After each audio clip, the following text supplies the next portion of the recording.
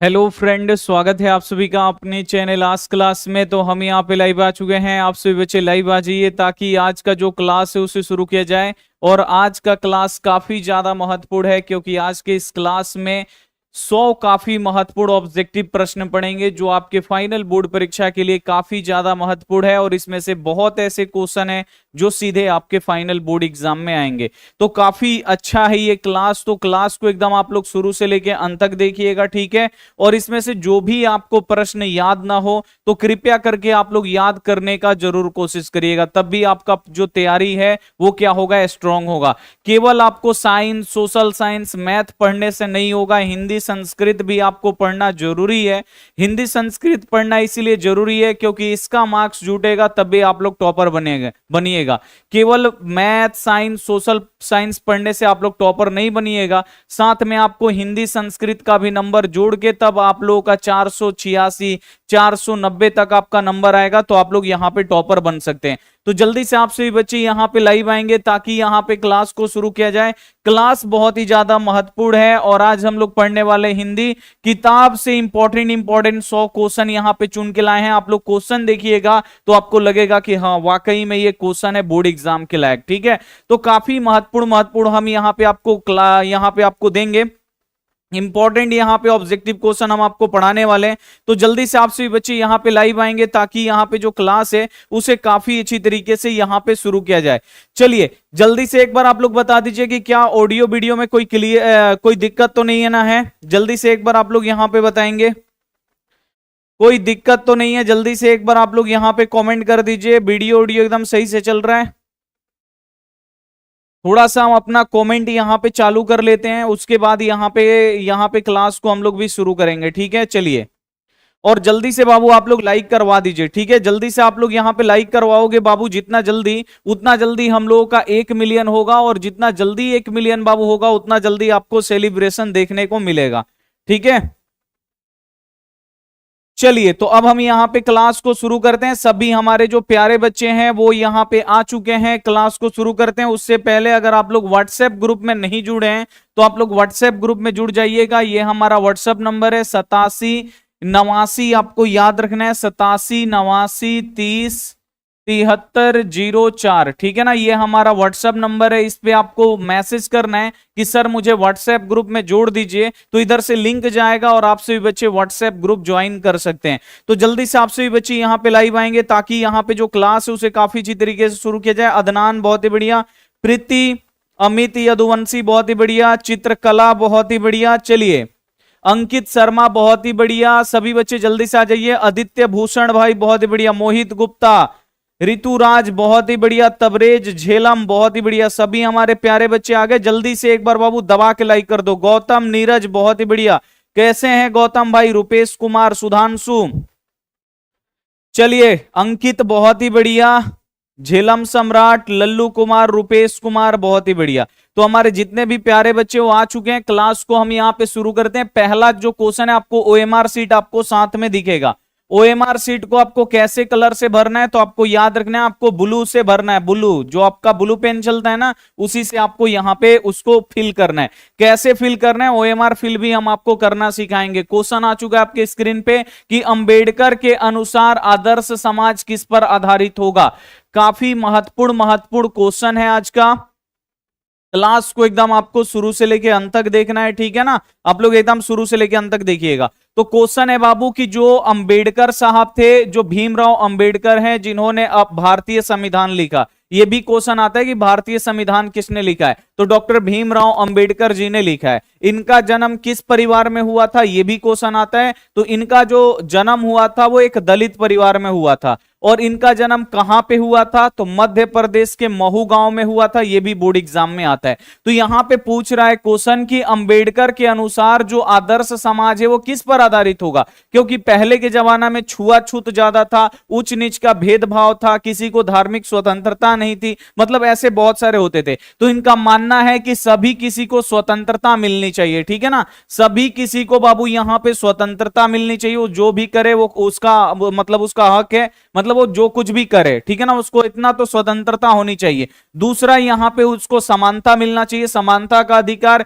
यानी ऊंच नीच का भेदभाव नहीं होना चाहिए, बड़ा जाति छोटा जाति, ठीक है ना, ऊंच नीच का भेद नहीं होना चाहिए। तीसरा यहाँ पे भ्रांतित्व, भ्रांतित्व का मतलब जिस आप समाज में रहते हैं उस समाज में भाईचारा यहाँ पे होना चाहिए। तो डॉक्टर भीमराव अंबेडकर जी का कहने का मतलब यही है कि जो समाज है हम लोगों का, उसमें सभी व्यक्तियों को स्वतंत्रता आजादी मिलनी चाहिए, जो कुछ भी करना वो लोग कर सकते हैं। दूसरा, सभी लोगों में समानता का अधिकार होना चाहिए, ठीक है ना, ऊंच नीच का भेदभाव नहीं होना चाहिए। तीसरा, सभी लोगों में भ्रांतित्व होना चाहिए, सभी लोगों में भाईचारा होना चाहिए। ये सभी बोले थे भीमराव अंबेडकर। अगर ये तीनों चीज अगर समाज में होगा तो समाज बाबू बहुत ही आगे बढ़ जाएगा, ठीक है ना। तो यहां पे पहला का जो ऑप्शन होगा हम लोगों का डी सही होगा इनमें से सही। ओएमआर सीट पे आपको एक नंबर, ऐसे ही आपको option A B C D, आपको एक का आपको इसमें देखना है, एक का ए सही है कि बी सही है कि सी सही है कि डी सही है। तो एक का आपका कौन सा सही है, डी सही है। ओएमआर सीट पे एक पे आपको यहां पे आके डी वाले को काफी अच्छी तरीके से रंगना है,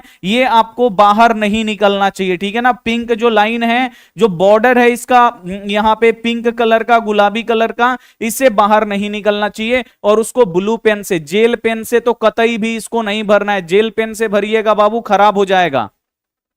ओएमआर सीट को कभी भी जेल पेन से नहीं भरना है, ठीक है ना। और आपको ब्लू पेन और रेड पेन तो इस पे लगाना नहीं है, रेड पेन लग गया नहीं आपको ओएमआर खत्म। इस पे आप लोग काला पेन से भर सकते हैं या ब्लू पेन से आप लोग भर सकते हैं, ठीक है। तो दो पेन का यूज करिएगा, जेल पेन भी आप लोग यूज नहीं कर सकते हैं। वो बॉल पेन जो होता है ना, सिंपल वाला पेन, वही आप लोग यहां पे यूज करिएगा। अब यहां पे क्वेश्चन ये आता है कि भीमराव अंबेडकर के आदर्श व्यक्ति कौन कौन है, ये भी बोर्ड एग्जाम में आता है कि डॉक्टर भीमराव जो अंबेडकर हैं इनके आदर्श व्यक्ति कौन है। तो डॉक्टर भीमराव अंबेडकर के आदर्श व्यक्ति कौन है, तो आपको याद रखना है कबीर दास, महात्मा, यहां पे गौतम बुद्ध, और आपको याद रखना है ज्योतिबा फुले। ये तीनों क्या है, भीमराव अंबेडकर के आदर्श व्यक्ति हैं। तो ये भी बोर्ड एग्जाम में आता है कि भीमराव अंबेडकर के कौन इसमें से आदर्श व्यक्ति हैं। तो आपको याद रखना है भगवान बुद्ध, कबीर दास, ज्योतिबा फुले, इसे आपको याद रखना है। ये तीनों क्या हैं, आदर्श व्यक्ति हैं भीमराव अंबेडकर जी के, इसे आपको याद रखना है। और एक क्वेश्चन ये भी आता है कि बाबा साहेब कहकर किसे पुकारा जाता है, ये 2024 का क्वेश्चन है। तो बाबा साहेब कह के किसको पुकारते हैं, तो आपको याद रखना है भीमराव अंबेडकर को। भीमराव अंबेडकर जी को हम लोग क्या बोलते हैं, बाबा साहेब भीमराव अंबेडकर ऐसे पुकारते हैं। तो ये आपको इतना याद होना चाहिए। अगला यहां पे जो क्वेश्चन है कि जो काशी है वो किसकी पाठशाला है, काशी कहां पे है, तो उत्तर प्रदेश में है, ठीक है ना। तो बताया जा रहा है, आपसे पूछा जा रहा है कि जो काशी है ये किसकी पाठशाला है। तो आपको याद रखना है जो काशी है वो संस्कृति की पाठशाला है, इसे आपको याद रखना। अभी चैप्टर नहीं पढ़ाए हैं लेकिन उस चैप्टर का इंपॉर्टेंट क्वेश्चन है, तो हम यहां पे आपको बता दे रहे हैं, ठीक है ना। तो जो आपसे क्वेश्चन पूछता है कि काशी जो है वो किसकी पाठशाला है, तो जो काशी है आपको याद रखना है ये संस्कृति की पाठशाला है। दो का कौन सा ऑप्शन सही होगा, ए। ओएमआर सीट पे दो का ए पे आपको क्या करना है, काफी अच्छे से यहां पे आपको टिक लगाना है, ठीक है। दो का जो आपका ए होगा ये 100% राइट होगा, और जैसे हम यहां पे फिल कर रहे हैं वैसे ही आपको फाइनल बोर्ड एग्जाम में भी फिल करना है, ठीक है। चलिए नेक्स्ट क्वेश्चन आप लोग चलेंगे। अगला यहां पे जो क्वेश्चन है कि ननकाना साहब का संबंध किससे है, ये तो हमने आपको पढ़ाया है ना कि ननकाना साहब क्या है। तो आपको याद रखना है जो सिखों के पहले गुरु हैं, ठीक है ना। और सिखों के पहले गुरु कौन है, गुरु गोविंद सिंह, ठीक है ना। ये सिख धर्म का स्थापना भी किए, और इनका जन्म हुआ था लाहौर के तलवंडी गांव में। इनका जन्म कहां पे हुआ था, गुरु नानक जी का लाहौर के, यानी लाहौर यानी पाकिस्तान में है लाहौर, पाकिस्तान के जो लाहौर है उसके तलवंडी गांव में हुआ था। और जिस स्थान पे इनका जन्म हुआ था, जिस जगह पे जन्म हुआ था, मान लीजिए ये घर है, तो जहां पे इनका घर था, जहां पे इनका जन्म हुआ था, जिस जन्म स्थान को उनको क्या बोला जाता है, तो गुरु गोविंद सिंह का जिस स्थान पे जन्म हुआ था उस जन्म स्थान को क्या बोला जाता है, ननकाना साहब बोला जाता है। इसे आपको याद रखना है। तो ननकाना साहब क्या है, तो आपको याद रखना है गुरु नानक के, आपको याद रखना है गुरु नानक के, ये आपको याद रखना है जन्म स्थान है। ए वाला जो ऑप्शन होगा बिल्कुल सही जाएगा। गुरु नानक क्या है बाबू, सिखों के पहले गुरु हैं, और ये सिख धर्म का स्थापना किए हैं। इनका जन्म पाकिस्तान के लाहौर के तलवंडी नामक गांव में हुआ था, और जिस स्थान पे इनका जन्म हुआ था उस स्थान का नाम है, आपको याद रखना है, ननकाना साहब। तो वही पूछ रहा है कि ननकाना साहब का संबंध किससे है, तो आपको याद रखना है गुरु नानक जी से, क्योंकि गुरु नानक जी का वो जन्म स्थान है। 3 का कौन सा ऑप्शन सही हुआ? ए। तो यहां पे 3 का ए जो है यहां पे आपका 100% यहां पे राइट आंसर होगा। और आपको ऐसे नहीं छोड़ना है आधा अधूरा, आधा अधूरा रंग के छोड़िएगा बाबू, नंबर कट जाएगा। ठीक है, आधा अधूरा आपको कभी भी भर के नहीं छोड़ना है। आपको क्या करना है, पूरा इसको आपको रंगना है बढ़िया तरीके से। ठीक है, ऐसे आपको रंगना है। और आपको यह भी याद रखना है कि जो ये पीला बॉर्डर है यहां पे, सॉरी जो पिंक बॉर्डर है, यानी जो आपको याद रखना है जो गुलाबी बॉर्डर है उससे बाहर आपका नहीं निकलना चाहिए। हल्का फुल्का निकल गया कोई दिक्कत नहीं है, लेकिन आप लोग यहां पे करिएगा कि यहां पे आपका हो जाए। एक बच्चा इसमें पूछ रहा था कि सर मम्मी पूछ रही हैं कि कब तक एसएसटी खत्म हो जाएगा। तो मम्मी जी से बोलिएगा कि एसएसटी आपका अब जल्दी खत्म हो जाएगा। ठीक है ना, नेक्स्ट मंथ तक आपका एसएसटी खत्म हो जाएगा। ठीक है, मम्मी जी से बोल दीजिए। बच्चे भी क्या क्या बोलते हैं, मम्मी जी पूछ रही हैं कि एसएसटी कब खत्म होगा। ठीक है, तो मम्मी जी से बोल दीजिए कि जो एसएसटी है आपका नेक्स्ट मंथ में खत्म हो जाएगा। ठीक है, मम्मी जी खत्म हो जाएगा, हम भी बोल रहे हैं। ठीक है, यहां पे सही सही बोल रहे हैं, एसएसटी अगले मंथ तक खत्म कर देंगे। ठीक है, अभी अगर मान लीजिए अगर हम हिंदी संस्कृत नहीं पढ़ाए होते ना, बच्चा बोलता है कि सर हिंदी संस्कृत कब तक खत्म होगा। अब हम हिंदी संस्कृत, देखो एक वो सिलेबस हम पूरा करें तो दूसरा भी पूरा कर देंगे। ठीक है, हिंदी संस्कृत जैसे हम खत्म कर रहे हैं, ऑब्जेक्टिव भी पढ़ना जरूरी है क्योंकि आता है ऑब्जेक्टिव। ठीक है, चलिए मम्मी जी हम खत्म कर देंगे। ठीक है, हाँ आपसे हम बोल रहे हैं। चलिए अगर आप सुन ली तो बहुत ही अच्छी बात है। नेक्स्ट आगे यहां पे देखिए कि लौट कर आऊंगा फिर पाठ कौन सी विधा है, ये भी हम आपको पढ़ाए ना, कविता लौट कर आऊंगा फिर किसने लिखा है, ये भी बोर्ड एग्जाम में आता है, जीवानंद दास। जीवानंद दास बाबू कहां के थे, तो ये बंगाल के थे, बंगाल के बंगाली भाषा में ये कविता लिखते थे, लौट कर आऊंगा फिर।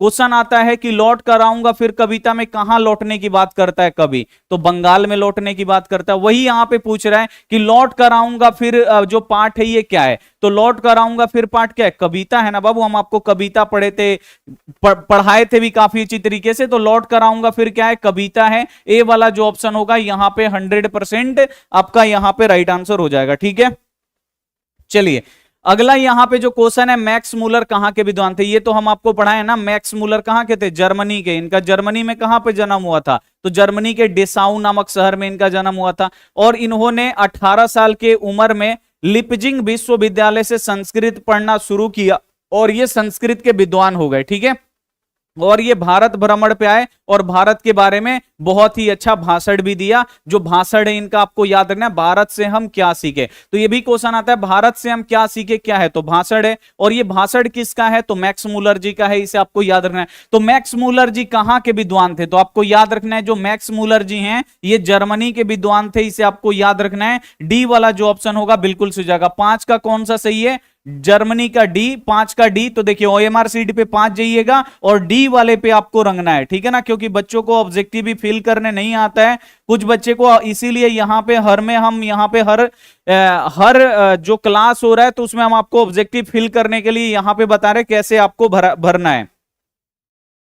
ठीक है, और इनका जन्म जर्मनी के डेसाउ नामक शहर में हुआ था, इसे आपको याद रखना है। नेक्स्ट अगला जो क्वेश्चन है, कान भरना मुहावरे का सही अर्थ क्या है। मुहावरा भी हम आपको पेड क्लास में पढ़ाए थे। कान भरना, कान भरना आप लोग समझ में आ रहा ना इसका सेंस, कान भरना यानी कान में फुसफुसाना। लोग कान में कब फुसफुसाते हैं, तो दूसरों की जब शिकायत करना होता है तब कान में फुसफुसाते हैं। तो इसका आप लोग अर्थ निकाल सकते हैं थोड़ा सा आपको यहां पे सीख के। कान में लोग कब फुसफुसाता है, कि दूसरा आवाज कोई ना सुन ले, यानी क्या है, खराब बात है तभी तो वो कान में बोल रहे हैं ना, यानी दूसरे किसी का वो क्या कर रहा है, निंदा कर रहा है, बुराई कर रहा है, कान में तभी तो फुसफुसा रहा है ना। तो यहां पर देखिए कान भरना मुहावरे का सही अर्थ क्या है, तो आपको याद रखना है निंदा करना या दूसरे की बुराई करना। ए वाला जो ऑप्शन होगा यहां पे राइट आंसर हो जाएगा, मुहावरा है। 6 का ए सही हो जाएगा, 6 के यहां पे आपको ए वाले पे आपको यहां पे टिक करना है। ठीक है, और ऐसे आपको भरना है काफी अच्छी तरीके से, आपको गलती नहीं करना है, बिल्कुल इत्मीनान से आपको यहां पे भरना है। ठीक है,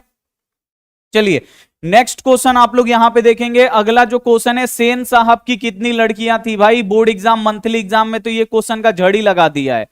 सेन साहब की लड़की इसमें से कौन सी है, सेन साहब की कितनी लड़की हैं, खोखा की कितनी बहनें हैं, तो ये सब बोर्ड एग्जाम में था। खोखा क्या है, सेन साहब का बेटा है। सेन साहब का बेटा यानी खोखा का कितनी बहनें हैं? 5 बहनें।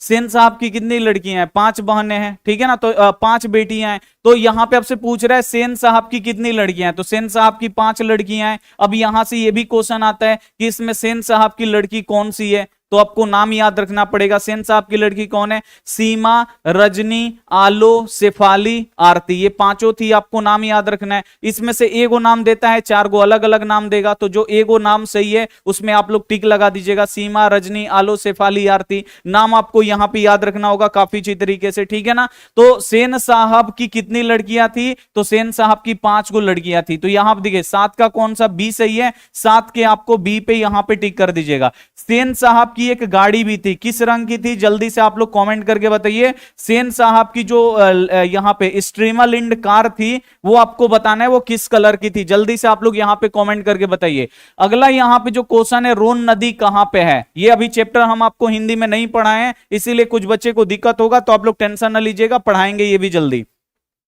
सेन साहब की जो कार थी वो ब्लैक यानी काले कलर की थी, ठीक है ना। और काले कलर की होने के बावजूद उसका दाम कितना था बाबू उस समय में? बहुत ही पहले 1930-32 में उसका दाम था केवल 7,500। कितना था बाबू? 7,500 दाम था उस कार का, ठीक है। काले रिंग की थी और उस कार का दाम था 7,500। ये दोनों क्वेश्चन बोर्ड एग्जाम में आता है। फिर अगला जो क्वेश्चन है, रोन नदी कहां है? तो जो भी बच्चे पढ़े होंगे अविन्यो पाठ, अभी तो हम आपको अविन्यो नहीं पढ़ाएं इसीलिए आपको पता नहीं होगा, लेकिन अविन्यो पाठ का है। जो अविन्यो शहर है ये आपको याद रखना है, रोन नदी के किनारे है, जो फ्रांस में। ये भी पूछता है कि अविन्यो कहां पे है, तो जो अविन्यो है ये दक्षिण फ्रांस में एक शहर है जो रोन नदी के किनारे बसा हुआ है। तो रोन नदी कहां है? तो आपको याद रखना है दक्षिण फ्रांस में। ये बोर्ड एग्जाम में आता है। रोन नदी कहां पे है? तो फ्रांस देगा, नहीं तो आपको देगा दक्षिण फ्रांस में ये रोन नदी है। जब हम आपको पढ़ाएंगे काफी अच्छी तरीके से समझ में आएगा, लेकिन इंपॉर्टेंट क्वेश्चन है तो हम आपको करवा रहे हैं। 8 का कौन सा ऑप्शन सही है? बी। 8 के आप लोग बी पे जाइए और आप लोग यहां पे काफी अच्छी तरीके से आपको यहां पे टिक करना है, ठीक है ना। टिक नहीं करना है, इसको काफी अच्छी तरीके से यहां पे फिल करना है। और भरते समय जो ऑप्शन है ना, मैच कर लीजिएगा कि 8 का बी है कि नहीं। अब हवड़ाई में ए पे टिक मत कर दीजिएगा, नहीं तो बना बनाया भी गलत हो जाएगा, तो इसको ध्यान में रखते हुए अगला क्वेश्चन है कि संतु किस कारण से कांप रहा था? अगर मछली कहानी बच्चों ने पढ़ा होगा तो ये पता होगा कि संतु किस कारण से कांप रहा था। तो संतु और इसका भाई, बड़ा इसका मझला भाई गए थे बाजार से, इसके पिताजी मछली खरीद के दिए थे। कितना मछली खरीद के दिए थे? अगर आप लोग पढ़े हैं तो जल्दी से बता दीजिए। संतु और इसका भाई मछली खरीदने गए थे बाजार में। कहा पाठ का नाम ही है मछली, जब पढ़ाएंगे तो आपको पता चलेगा। मछली कहानी में आपको याद रखना है इनको कितना मछली बाजार से खरीदे थे। तो इनके पिताजी 3 गो मछली खरीदते हैं, तो ये भी बोर्ड एग्जाम में आता है कि मछली कहानी में बाजार से कितना मछली खरीदा गया। हम अभी आपको बता देते हैं, ध्यान से देखिए। मछली कहानी में मछली 3 गो खरीदा था, बोलता है इसमें भी कि तीनों मछली में कितना जिंदा थी कितना मर गई थी। ये भी बोर्ड एग्जाम में का पूछा गया क्वेश्चन है। तो 3 जब बाजार से मछली खरीदाया तो इसमें कितना जिंदा थी? तो आपको याद रखना है 2 गो जिंदा थी और 1 गो मर गई थी। तो ये बोर्ड एग्जाम का क्वेश्चन है, इसे आपको याद रखना है। 3 गो बाजार से मछली खरीदाया, जिसमें पूछ लेता है जिंदा कितनी थी। झोले में ऐसे पूछता है झोले में कितनी मछलियां थी, तो झोले में कितनी मछलियां थी? 3। तो 3 मछली कहानी में कितनी मछली जिंदा थी? तो 2 गो जिंदा थी, 1 गो मर गई थी। अब आपको हमेशा, अब ये इसके पिताजी बाजार से क्या करते हैं, झोला में मछली खरीदते हैं और झोला पकड़ा देते हैं। ये दोनों भाई रास्ते में आ रहे थे। अब होता है ना कि घर से बाजार दूर रहता है तो बच्चा लेके आने में ज्यादा टाइम लग जाता है। अब रास्ते में हो जाती है बारिश, ठीक है ना, रास्ते में हो जाती है बारिश। अब अगर मान लीजिए हल्का हल्का ठंडा का मौसम है, बारिश हो गया, तो ये दोनों भाई क्या किए कि जो मकान होता है ना उसका छज्जा, मकान के नीचे ये क्या करते हैं, दोनों भाई खड़े रहते हैं। अब खड़ा होते हैं, आप लोग देखिए बारिश होता है, अगर आप लोग आधा भीग गए हैं, खड़ा रहिएगा तो आप लोग कांपने लगते हैं, ऐसे ऐसे कांपने लगते हैं ना, शरीर आपका कांपने लगता है। वही यहां पे है कि संतु किस कारण से कांप रहा था। तो बारिश हो रहा था और ठंडी का मौसम, ठंडी लग रहा था उसको, इसीलिए ठंडी संतु यहां पे कांप रहा था। यहां पे बच्चे क्या करते हैं, डर से मारते हैं कि डर से कांप रहा था। तो डर पे लगाइएगा बाबू, तो 1 नंबर आपका कट जाएगा, ठीक है ना। डर पे कभी भी आपको टिक नहीं लगाना है, क्योंकि जब वो मछली लेके आ रहा था रास्ते में बारिश हो गया, बारिश के कारण वो आधा भीग गया, छज्जा के नीचे खड़ा हुआ, अब बारिश हो रहा था तो ठंडा से क्या कर रहा था, कांप रहा था। तो ये बोर्ड एग्जाम में आता है संतु काहे कांप रहा था, तो संतु आपको याद रखना है ठंड से कांप रहा था। 9 का ए सही है, 9 पे जाइएगा, ए यहां पे सही हो जाएगा आपका। झोला में कितनी मछलियां थी, तो झोला में 3 गो मछली थी, तीनों मछली में कितना जिंदा थी, तो आपको याद रखना है तीनों में झोला में मिला के तीनों मछली में से 2 गो जिंदा थी, एगो मर गई थी। संतु काहे कांप रहा था, तो संतु आपको याद रखना है ठंड से कांप रहा था। 9 का ए सही हो जाएगा। अगला क्वेश्चन है टोल्स्टॉय कौन थे, ये महात्मा गांधी जी वाला है ना, अंतिम चैप्टर शिक्षा और संस्कृति, उसमें का है ये, आपको याद रखना है टोल्स्टॉय कौन थे। अब यहां पे बाबू मेरे आपसे पूछा जा रहा है कि भाई बता दो कि टोल्स्टॉय कौन थे। टोल्स्टॉय कौन थे, चित्रकला, जल्दी से, नेहा कुमारी, झेलम सम्राट, चंदन, करण, रॉयल, आशीष, सुहेल, तबरेज, पंकज, बहुत ही बढ़िया, नीरज पाल, अंकित, सोनी कुमारी, बहुत ही बढ़िया, जल्दी से, दीपू दीवाना भाई, चरणजीत, रोशन, बहुत ही बढ़िया, बिक्की, अनीस, कौलमी अंकित, बहुत ही बढ़िया, युवराज, अंशु कुमारी, बिलैया जिला। चलिए समझ में आया। यहां पे आप लोग देखिए टोल्स्टॉय कौन थे, तो आपको याद रखना है टोल्स्टॉय, इसको हिंदी में लिखता है तोल्स्टॉय, हिंदी में क्या लिखता है, तोल्स्टॉय, आपको याद नहीं, यहां पे ट से लिखा है ना, तो त से लिखता है तोल्स्टॉय, ठीक है ना। तो ये शिक्षा और संस्कृति में है। टोल्स्टॉय क्या लिखे, युद्ध और शांति, आपको हम सामाजिक विज्ञान में पढ़ाते हैं ना कि युद्ध और शांति पुस्तक कौन लिखा है, यानी War and Peace, War and Peace किसने लिखा है, टोल्स्टॉय। तो इसका जिक्र गांधी जी किए हैं। तो रूसी लेखक थे जिन जो थे, आपको याद रखना है टोल्स्टॉय। टोल्स्टॉय कौन थे, तो आपको याद रखना है एक रूसी लेखक थे, और इनके पुस्तक का नाम क्या है, टोल्स्टॉय का युद्ध और शांति, वार एंड पीस, यानी युद्ध और शांति, ठीक है ना। तो 10 का क्या हो जाएगा, यहां पे ए सही हो जाएगा। 10 का यहां पे क्या हो जाएगा, जो ए ऑप्शन है आपका यहां पे 100% यहां पे राइट आंसर हो जाएगा, ठीक है। यहां पे ए वाला जो ऑप्शन होगा बिल्कुल हो जाएगा। 3 बेटे की मां कौन थी भाई, वर्णिका तो हम आपका खत्म कर दिए, जल्दी से बता दीजिए 3 बेटे की मां कौन थी, यानी किस मां के 3 बेटे थे, मंगमा के, की सीता के, की लक्ष्मी के, की पपाती के, जल्दी से आप लोग बता दो कि 3 बेटे की मां कौन थी। 3 बेटे की मां बाबू थी सीता, ठीक है ना। 3 बेटे की मां कौन थी, सीता। अब आपको नाम लिखना पड़ेगा, क्योंकि ये 2024 का क्वेश्चन है, हम कुछ नहीं जानते हैं, आप लोग नाम लिख के बता दो। ये बोर्ड एग्जाम में पूछा है कि सीता के तीनों लड़के, अब तो पता चल गया ना 3 बेटे की मां कौन थी, सीता थी, ये तो आप लोग ऑप्शन फट से बता दिए। 2024 में ये पूछा है कि सीता के तीनों लड़के का नाम क्या है, जल्दी से देखते हैं कौन सा बच्चा यहां पे आंसर करते हैं। सीता के तीनों लड़के का नाम क्या है, जल्दी से आप लोग यहां पे कमेंट करेंगे। कैलाश, नारायण, बिज्जू, कौन है भाई इतना फास्ट, झेलम सम्राट, वाह भाई वाह, क्या बात है झेलम जी। देखिए बच्चे जल्दी से आप लोग बताइए, कैलाश, नारायण, बिज्जू, ये बोर्ड एग्जाम में का बाबू पूछा गया क्वेश्चन है ना, इतना देर लगाइएगा जी, इतना देर लगाइएगा दूसरा कोई बाजी मार लेगा, ठीक है ना, दूसरे किसी को बाजी नहीं मारना है। कैलाश, नारायण, बिज्जू, ऋतुराज, बहुत ही बढ़िया।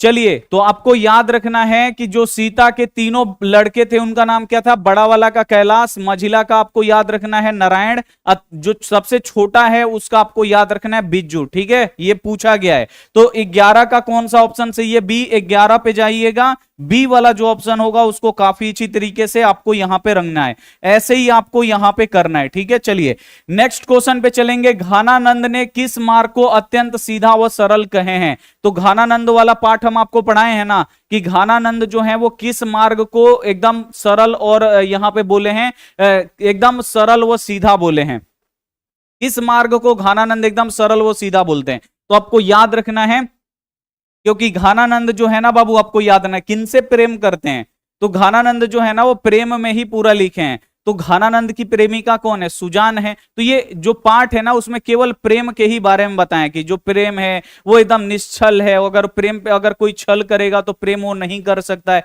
तो आपको याद रखना है जो घानानंद है ना, ये पूरा जो कविता है इनका अति सुधो स्नेह को मारा गया, ठीक है ना। तो ये सब जितना इनका जो कविता है आपको याद नहीं, ये प्रेम प्रेम में है पूरा। तो घानानंद बोलते हैं कि जो प्रेम मार्ग है ना वो अत्यंत सीधा व सरल है, इस पे कोई कपटी आदमी, छली आदमी नहीं चल सकता एक कदम। तो जो घनानंद है आपको याद रखना है किस मार्ग को अत्यंत सीधा व सरल बोले हैं, तो आपको याद रखना है प्रेम मार्ग को, ठीक है ना। बी वाला जो ऑप्शन बिल्कुल सही हो जाएगा। यहां पे देखिए 12 का बी सही है ना, 12 का बी। अब हम यहां पे आपसे और क्वेश्चन हम आपसे पूछेंगे, क्वेश्चन पूछेंगे कि घनानंद को का वध किसने किया। जल्दी से आप लोग यहां पे कमेंट करके बताइए, ये भी बोर्ड एग्जाम में आता है। घनानंद का वध किसने किया, घनानंद किसके बाद किस बादशाह के यहां पीर मुर्शिद थे, ये सब बोर्ड एग्जाम में आता है। तो घनानंद किस बादशाह के यहां पीर मुर्शिद थे, तो मोहम्मद शाह रंगीला। इसका नादिर शाह के सैनिक क्या नाम है जी, इस बच्चे का नाम लेना जरूरी है, कौन है, अभिमन्यु कुमार, बहुत ही बढ़िया। झेलम सम्राट, बहुत ही बढ़िया। किसने मार दिया घनानंद को, तो आपको याद रखना है नादिर शाह के सैनिकों ने मार दिया, ठीक है, वध कर दिया, आपको याद रखना है। नेक्स्ट जो क्वेश्चन है, कवि के अनुसार जनतंत्र के देवता कौन है, ये भी तो हम आपको पढ़ाए हैं ना। जनतंत्र के जन्म कौन लिखे हैं, रामधारी सिंह दिनकर। बोर्ड एग्जाम में आते हैं जनतंत्र के जन्म किसने लिखा है, तो आपको याद रखना है रामधारी सिंह दिनकर, ठीक है ना। और रामधारी सिंह दिनकर का जन्म बिहार के बेगूसराय में हुआ है, जिन्हें आपको याद रखना है।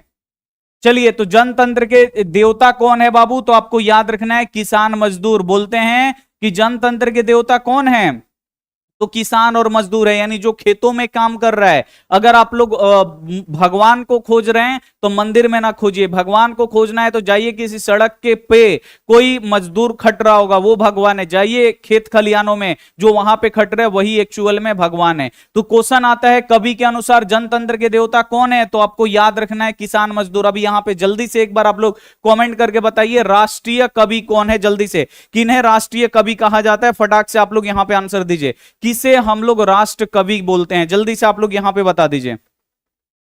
राष्ट्र कवि किसे बोलते हैं बाबू, अभी जस्ट हम आपको पढ़ाए हैं ये चैप्टर, राष्ट्र कवि किसे बोला जाता है। राष्ट्र कवि बाबू किसे बोला जाता है मेरे भाई, राष्ट्र कवि कौन है, तो रामधारी सिंह दिनकर है। इनका जन्म कहां पे हुआ है, तो बिहार के बेगूसराय जिला में हुआ है। ये राज्यसभा सांसद भी थे, तो ये भी बोर्ड एग्जाम में आ जाएगा। कौन से कवि इसमें से कौन से कवि राज्यसभा के सांसद भी रहे हैं, तो आपको याद रखना है रामधारी सिंह दिनकर, ये राष्ट्र कवि हैं, आपको याद रखना है। अगला क्वेश्चन है कुमार गंधर्व क्या है, तो ये हम आपको अभी नहीं पढ़ाए। जो कुमार गंधर्व है ना, ये शास्त्रीय गायक है, इसे आपको याद रखना है। कुमार गंधर्व क्या है, तो ये शास्त्रीय गायक है, ये अभिनयों में का ही है, ठीक है ना। 14 का यहां पे बी सही हो जाएगा। अभी आपको ये इतना नहीं समझ में आएगा, ठीक है ना। तो ये जब चैप्टर हम आपको ये पढ़ाएंगे तो ये आपका काफी अच्छी तरीके से सही हो जाएगा। लेकिन इंपॉर्टेंट क्वेश्चन है, बोर्ड एग्जाम में आता है, कुमार गंधर्व क्या है, तो शास्त्रीय गायक है, इसे आपको याद रखना है। गुरु कृपा की महत्ता का वर्णन किसने किया, अब गुरु आ गया, तो गुरु कौन है बाबू, गुरु किन्हें बोला जाता है। गुरु सिखों के पहले गुरु, सिखों के दूसरे गुरु, सिखों के पांचवें गुरु, सिखों के अंतिमवें गुरु, हम लोग पढ़ रहे हैं ना। तो गुरु कृपा की महत्ता का वर्णन किसने किया, तो आपको याद रखना है ये पंजाबी धर्म से रिलेटेड है। और गुरु कृपा की महत्ता का वर्णन बाबू कौन किए, कौन से पंजाबी गुरु बाबू हम लोगों में कविता लिखे हैं, तो आपको याद रखना है राम नाम बिनु बिरथे जगी जन्मा, कौन लिखे हैं, गुरु नानक लिखे हैं, जो सिखों के पहले गुरु हैं, आपको याद रखना है। तो गुरु कृपा की महत्ता का वर्णन किसने किया, तो आपको याद रखना है गुरु नानक जी ने, ठीक है। सी वाला जो ऑप्शन होगा बिल्कुल सही जाएगा। एक क्वेश्चन इसमें और आता है कि गुरु नानक ने अपने क्या कहते हुए प्राण को त्याग दिए, बोर्ड एग्जाम में आता है कि गुरु नानक ने क्या कहते हुए अपने प्राण को त्याग दिया। ये बोर्ड एग्जाम का क्वेश्चन है, जल्दी से आप लोग यहां पे कमेंट करके बताएंगे कि गुरु नानक ने क्या कहते हुए अपने प्राण को त्याग दिए। मेरे भाई जल्दी से देखते हैं किसका आंसर आया भाई। सबसे पहले आया है यहां पे बच्चा जो है वो है सोनेलाल शाह, वाहे गुरु, बहुत ही बढ़िया। कुंदन कुमार, बहुत ही बढ़िया। करण कुमार प्रजापति, लड्डू कुमार, बहुत ही बढ़िया। पेड क्लास का बच्चा है, यू आर बेस्ट टीचर, जासूस क्रिएशन। चलिए, नवजीत कुमार रॉकी, सिराज कुमार, चलिए बहुत ही बढ़िया।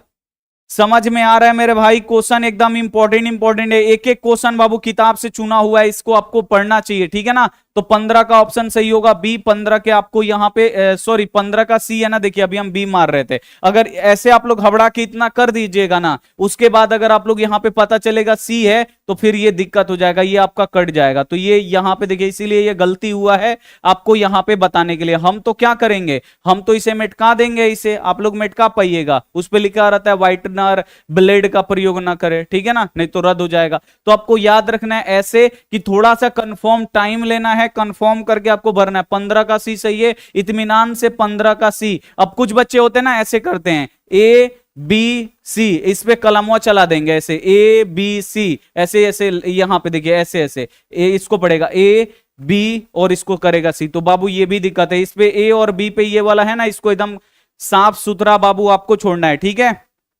ये आपको याद रखना है। नेक्स्ट क्वेश्चन है, एक वृक्ष की हत्या किस काव्य संग्रह से संकलित है? यानी एक वृक्ष की हत्या आपको पता है ना कौन लिखे हैं, तो कुंवर नारायण लिखे हैं। आपको याद रखना है एक वृक्ष की हत्या। इस एक वृक्ष की हत्या जो बाबू पाठ है वो कहां से लिया गया है? इन्हीं दिनों से, कि हम तुम से, कि आमने सामने से, कि चक्रव्यूह से? तो एक वृक्ष की हत्या बाबू किससे लिया गया है? इन्हीं दिनों से लिया गया है, आपको याद रखना है।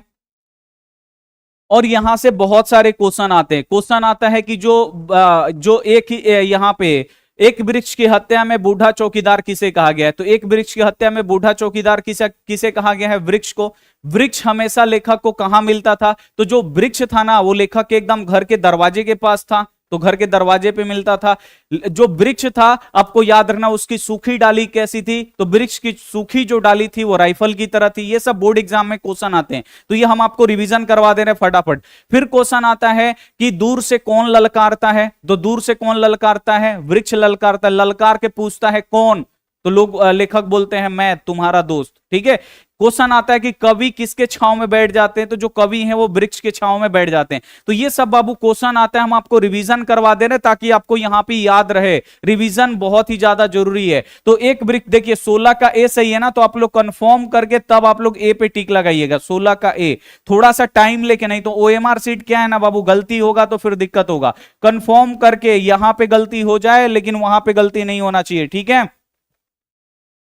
चलिए नेक्स्ट जो क्वेश्चन है, आप लोग मंगू को लोग कहां भर्ती कराने की सलाह दिए? भाई मंगू को कहां, मंगू कैसी लड़की थी? सबसे पहले तो यही क्वेश्चन आता है, मंगू कैसी लड़की थी? तो मंगू बाबू जन्मजात पागल लड़की थी। मंगू की जो मां थी वो अस्पताल को गौशाला, यानी गाय जहां पे रहती है गौशाला समझती थी कि मैं अपनी बच्ची को ले जाके अस्पताल में डाल दूंगी तो वहां इसका कोई देख रेख करने वाला नहीं होगा। तो मंगू की जो मां है वो अस्पताल की किसकी उपमा देती है? तो अस्पताल को बोलती है गौशाला है। लोग बोलते हैं कि ले जाओ, बेचारी मंगू पागल है ना, जन्म से पागल है, तो ले जाओ हॉस्पिटल में ठीक हो जाएगी। तो लोग जो हैं बोलते हैं मंगू को लोग कहां भर्ती करने की सलाह देते हैं? तो लोग जो हैं मंगू को हॉस्पिटल में भर्ती करने की सलाह देती है। लेकिन इसकी जो मम्मी है, जो मां है, वो अपनी बेटी से बहुत प्यार करती हैं और बोलती हैं कि जो हॉस्पिटल होता है ना वो क्या है, गौशाला है। आपको याद नहीं, इसीलिए ना मैं भर्ती नहीं कराऊंगी। तो मंगू को लोग कहां भर्ती, लोग का बोल रहा है कि मंगू को लोग कहां भर्ती करने की सलाह दे रहे थे? तो आपको याद रखना है अस्पताल में भर्ती करने की सलाह दे रहे थे, ठीक है ना। तो यहां पे 17 का क्या होगा? डी वाला ऑप्शन सही होगा। 17 का आप लोग यहां पे डी पे आप लोग यहां पे टिक कर दीजिएगा। यहां पे डी वाला जो ऑप्शन होगा बिल्कुल यहां पे एकदम सही हो जाएगा। इसी में आपसे पूछता है कि कन्या विद्यालय में पढ़ने वाली कौन सी लड़की पागलों के अस्पताल से ठीक होकर लौटी? ये क्वेश्चन आपके बोर्ड एग्जाम में आता है, ये हम आपको पढ़ाया भी है कि कन्या विद्यालय में पढ़ने वाली कौन सी लड़की है जो हॉस्पिटल से ठीक होकर लौटी। उसके बाद इसकी मम्मी बोलती है, जो हॉस्पिटल में भर्ती कराना नहीं चाहती वो बोलती है कि अब मैं भर्ती करा दूंगी, कहीं मेरी बेटी भी कहीं सही हो जाए। कुसुम, बहुत ही बढ़िया। कम्मू बाबू, कम्मू एक बच्चा बोल रहा है कम्मू। देखिए मंगू की जो बड़ी बहन है ना, मंगू की बड़ी बहन है कमो, और जो कुसुम है ना वो क्या हुई थी, कन्या विद्यालय में पढ़ रही थी, पागल हो गई। पागल हो गई तो उसको हॉस्पिटल में ले गया गया और ठीक होके आ गई। तो मंगू की मां दिखते रहे, वो तो पागला गई थी, वो ठीक हो गई। तो ये बोलती है कि अब मैं भी अपने बच्चे को अगर हॉस्पिटल में ले जाऊंगी तो ठीक हो जाएगी। लेकिन जो मंगू का पागलपन था बाबू, ये जन्मजात था, ये पैदा पागले हुई थी, यानी जन्म से ही ये पागल थी। तो इसका पागलपन मिटाना यहां पे संभव नहीं था। और अगले दिन, जिस दिन ये हॉस्पिटल में ले जाके भर्ती कराती है ना, उसके अगले दिन ही बेचारी जो मंगू है वो मर जाती है। ठीक है, इसे आपको यहां पे याद रखना है। 17 का डी सही है, 17 का वहां पे डी सही हो जाएगा। अशोक वाजपेयी लाल शत्रुंज में कितने दिनों तक रहे, ये बोर्ड एग्जाम में आता है। अभिनव पाठ का इंपॉर्टेंट क्वेश्चन है, आप लोग याद रखिएगा कि जो यहां पे अशोक वाजपेयी हैं ये लाल शत्रुंज एक ईसाई मठ था, ठीक है ना, लाल शत्रुंज में कितने दिनों तक रहे। तो अशोक वाजपेयी अभी हम आपको नहीं पढ़ाए हैं अभिनव, तो इसीलिए आपको थोड़ा सा दिक्कत होगा, कोई दिक्कत नहीं, हम आपको पढ़ाएंगे। अशोक वाजपेयी आपको याद रखना है लाल शत्रुंज में कितने दिनों तक रहे, 19 दिनों तक। 18 का ए सही होगा, यहां पे 18 के ए पे आपको क्या करना है, काफी अच्छी तरीके से यहां पे आपको फिल करना है। अगला क्वेश्चन है कि जो मुंडा है वो किस देश की जाति है, यानी मुंडा जो होता है वो किस देश की जाति है। आप लोग नाम सुने होंगे ना, बिरसा मुंडा, नाम सुने ना कि नहीं, बिरसा मुंडा का। बिरसा मुंडा कहां के थे, झारखंड के थे। तो मुंडा लोग कहां रहते हैं आपको याद नहीं, मुंडा एक जाति है, ठीक है ना। तो बिरसा मुंडा, सभी बच्चे नाम आप लोग सुने होंगे, हम लोगों में तो कहां मतलब दूसरा क्लास में ये भी था भी बिरसा मुंडा वाला कहानी, ठीक है ना, हम लोग जब पढ़ रहे थे। तो बिरसा मुंडा आपको याद रखना है झारखंड के थे, ठीक है ना। तो ये झारखंड कहां पे है, भारत में है ना। तो मुंडा किस देश की जाति है, तो आपको याद रखना है भारत की जाति है। 19 का यहां पे बी सही होगा, बी वाले को आपको क्या करना है, काफी अच्छी तरीके से यहां पे आपको यहां पे रंगना है, बहुत ही अच्छी तरीके से रंगना है सावधानी पूर्वक। रसखान दिल्ली के बाद कहां चले गए भाई, आ गया क्वेश्चन। रसखान किनके परम भक्त थे, तो भगवान कृष्ण के। रसखान माली मालिन किसे कहते हैं, राधा कृष्णा को। यह सब आपको याद रखना है, बोर्ड एग्जाम में आता है। रसखान को शिक्षा किसने दिया, तो गोस्वामी विठलनाथ ने। और किसमें लिखा है कि रसखान को शिक्षा गोस्वामी विठलनाथ ने दिया, तो आपको याद रखना है 252 वैष्णव वार्ता में। फिर क्वेश्चन आता है, इन मुसलमानन हरिजन पै कोटि हिंदू वारिये किसने कहा, तो भारतेंदु हरिश्चंद्र। ये सब बाबू बोर्ड एग्जाम में आता है। फिर आपसे क्वेश्चन पूछता है, किसकी रचनाओं को देखकर भारतेंदु हरिश्चंद्र ने बोला इन मुसलमानन हरिजन पै कोटि हिंदू वारिये, तो आपको याद रखना है रसखान की रचनाओं को देखकर। तो ये सब बोर्ड एग्जाम में आता है। तो आपसे यहां पे पूछ रहा है कि रसखान जो है वो दिल्ली के बाद कहां चले गए, तो ये जब दिल्ली में थे तो इनको साक्षात कृष्ण भगवान दर्शन दिए और ये दिल्ली छोड़ के कहां चले गए, ब्रजभूमि चले गए, और वहीं पे गोस्वामी विठलनाथ ने इन्हें शिक्षा दीक्षा दिया। तो रसखान आपको याद रखना है दिल्ली के बाद कहां चले गए, ब्रजभूमि चले गए। बी वाला जो ऑप्शन होगा बिल्कुल सही जाएगा। दूसरा क्वेश्चन आता है कि रसखान की उत्पत्ति किस वंश में हुआ, तो रसखान की जो उत्पत्ति हुआ ये पठान वंश के थे, ठीक है ना। तो ये पठान वंश में इनकी उत्पत्ति हुआ। देखिए 20 का कौन सा ऑप्शन सही है, बी। तो 20 के आपको क्या करना है, बी पे आपको टिक करना है काफी अच्छी तरीके से। हम आपका रिवीजन इसी, देखिए आपको लग रहा होगा कि सर इधर उधर का बात ज्यादा कर रहे हैं, इधर उधर का बात नहीं कर रहे, मेन पॉइंट का जो इंपॉर्टेंट ऑब्जेक्टिव क्वेश्चन है ना, साथ साथ हम आपको बता दे रहे ताकि आपके दिमाग में रिकॉल हो जाए, आपको याद हो जाए, ठीक है ना। तो याद करवाना, रिकॉल करवाना हमारा काम है, और हम आपको करवा करवा के वो सब याद करवा देंगे, ठीक है। चलिए नेक्स्ट जो क्वेश्चन है कि उर्वशी किनकी कृति है, जल्दी से आप लोग यहां पे बताइए उर्वशी किसने लिखा है।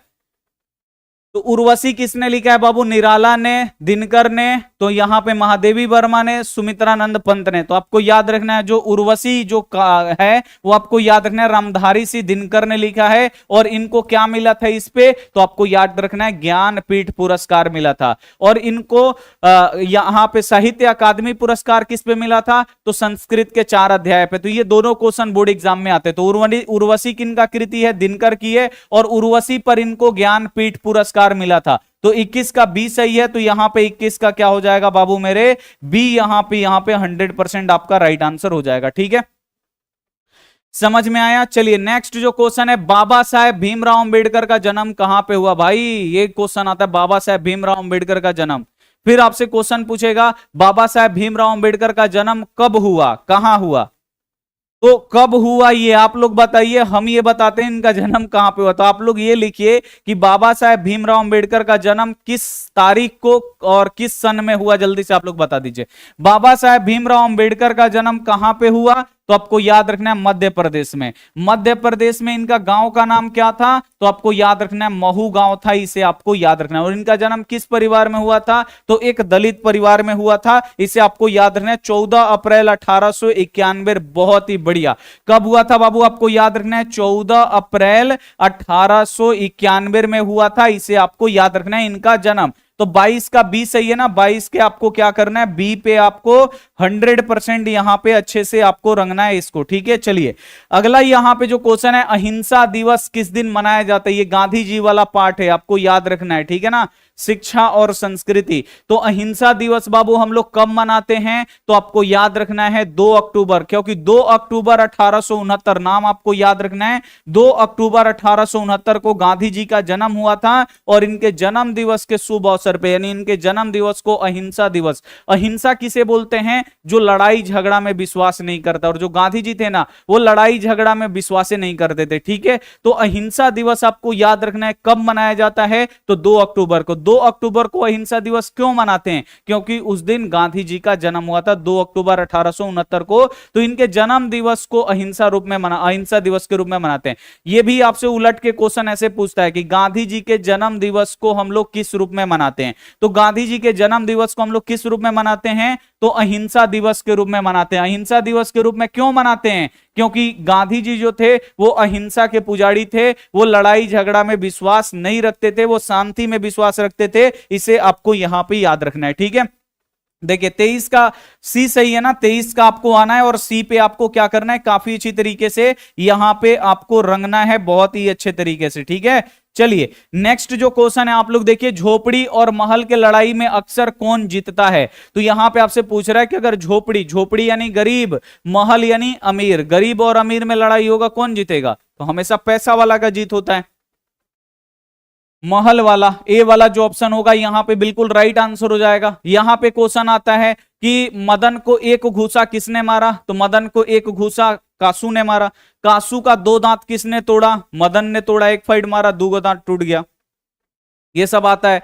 मदन और कासू में झगड़ा क्यों हुआ, तो मदन और कासू में झगड़ा क्यों हुआ था, लट्टू खेलने की ललक, वो बोल रहा था मैं लट्टू खेलूंगा, और जो मदन है वो बोल रहा है कि लट्टू नहीं खेलने दूंगा, ठीक है। तो इसीलिए दोनों में झगड़ा हो जाता है। तो ये सब बोर्ड एग्जाम में बाबू क्वेश्चन आते हैं, तो ये सब आपको याद रखना है। झोपड़ी और महल की लड़ाई में अक्सर कौन जीतते हैं, महल वाले। 24 का ए सही है, यहां पे हम लोग करेंगे 24 का ए पे क्या करेंगे, यहां पे काफी अच्छी तरीके से यहां पे टिक करेंगे, ठीक है।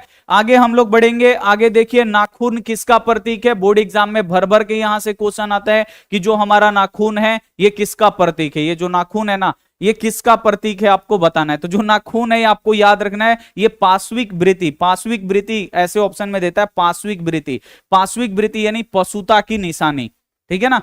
जो नाखून है, क्योंकि जब आदमी हम लोग जंगली थे ना, जब हम लोग जंगल में रहते थे, आपको पता है ना आदि मानव जंगल में रहते थे, तो जब हम लोग जंगल में रहते थे ना, तो नाखून को इतना बड़ा बड़ा करते थे, ठीक है ना। किसी को जान लेना होता था तो नाखूनवे गला में घुसा देते थे या उसके मुंह में लगा के चीर देते थे, हम लोग भी जानवर की तरह रहते थे। तो ये जो नाखून है ना, ये हमें पशुता की याद दिलाता है, इसे आपको याद रखना है। तो नाखून किसका प्रतीक है, तो ये आपको याद रखना है पशुता यानी पाश्विक वृत्ति की पहचान है, इसे आपको याद रखना है। फिर बोर्ड एग्जाम में आता है बाबू, ध्यान से सुनिए, क्वेश्चन ये आता है कि यहां पे निर्लज अपराधी किसे कहा गया। ये आप लोग मंथली एग्जाम में ये क्वेश्चन आप लोगों को देखे भी होंगे, निर्लज अपराधी किसे कहा जाता है। तो निर्लज अपराधी किसे कहा जाता है, तो आपको याद रखना है नाखून को। नाखून को निर्लज अपराधी कहा जाता है क्योंकि नाखून बढ़ते जाता है, हम लोग काट देते हैं फिर भी नाखून बढ़ जाता है, इसीलिए इसे निर्लज अपराधी, यानी इसमें लाज नहीं है, हम लोग काट देते हैं फिर भी ये बढ़ता है, तो ये क्या है, निर्लज अपराधी है। फिर क्वेश्चन आपसे ये पूछता है कि लेखक से किसने पूछा कि नाखून क्यों बढ़ते, ये भी बोर्ड एग्जाम में आता है।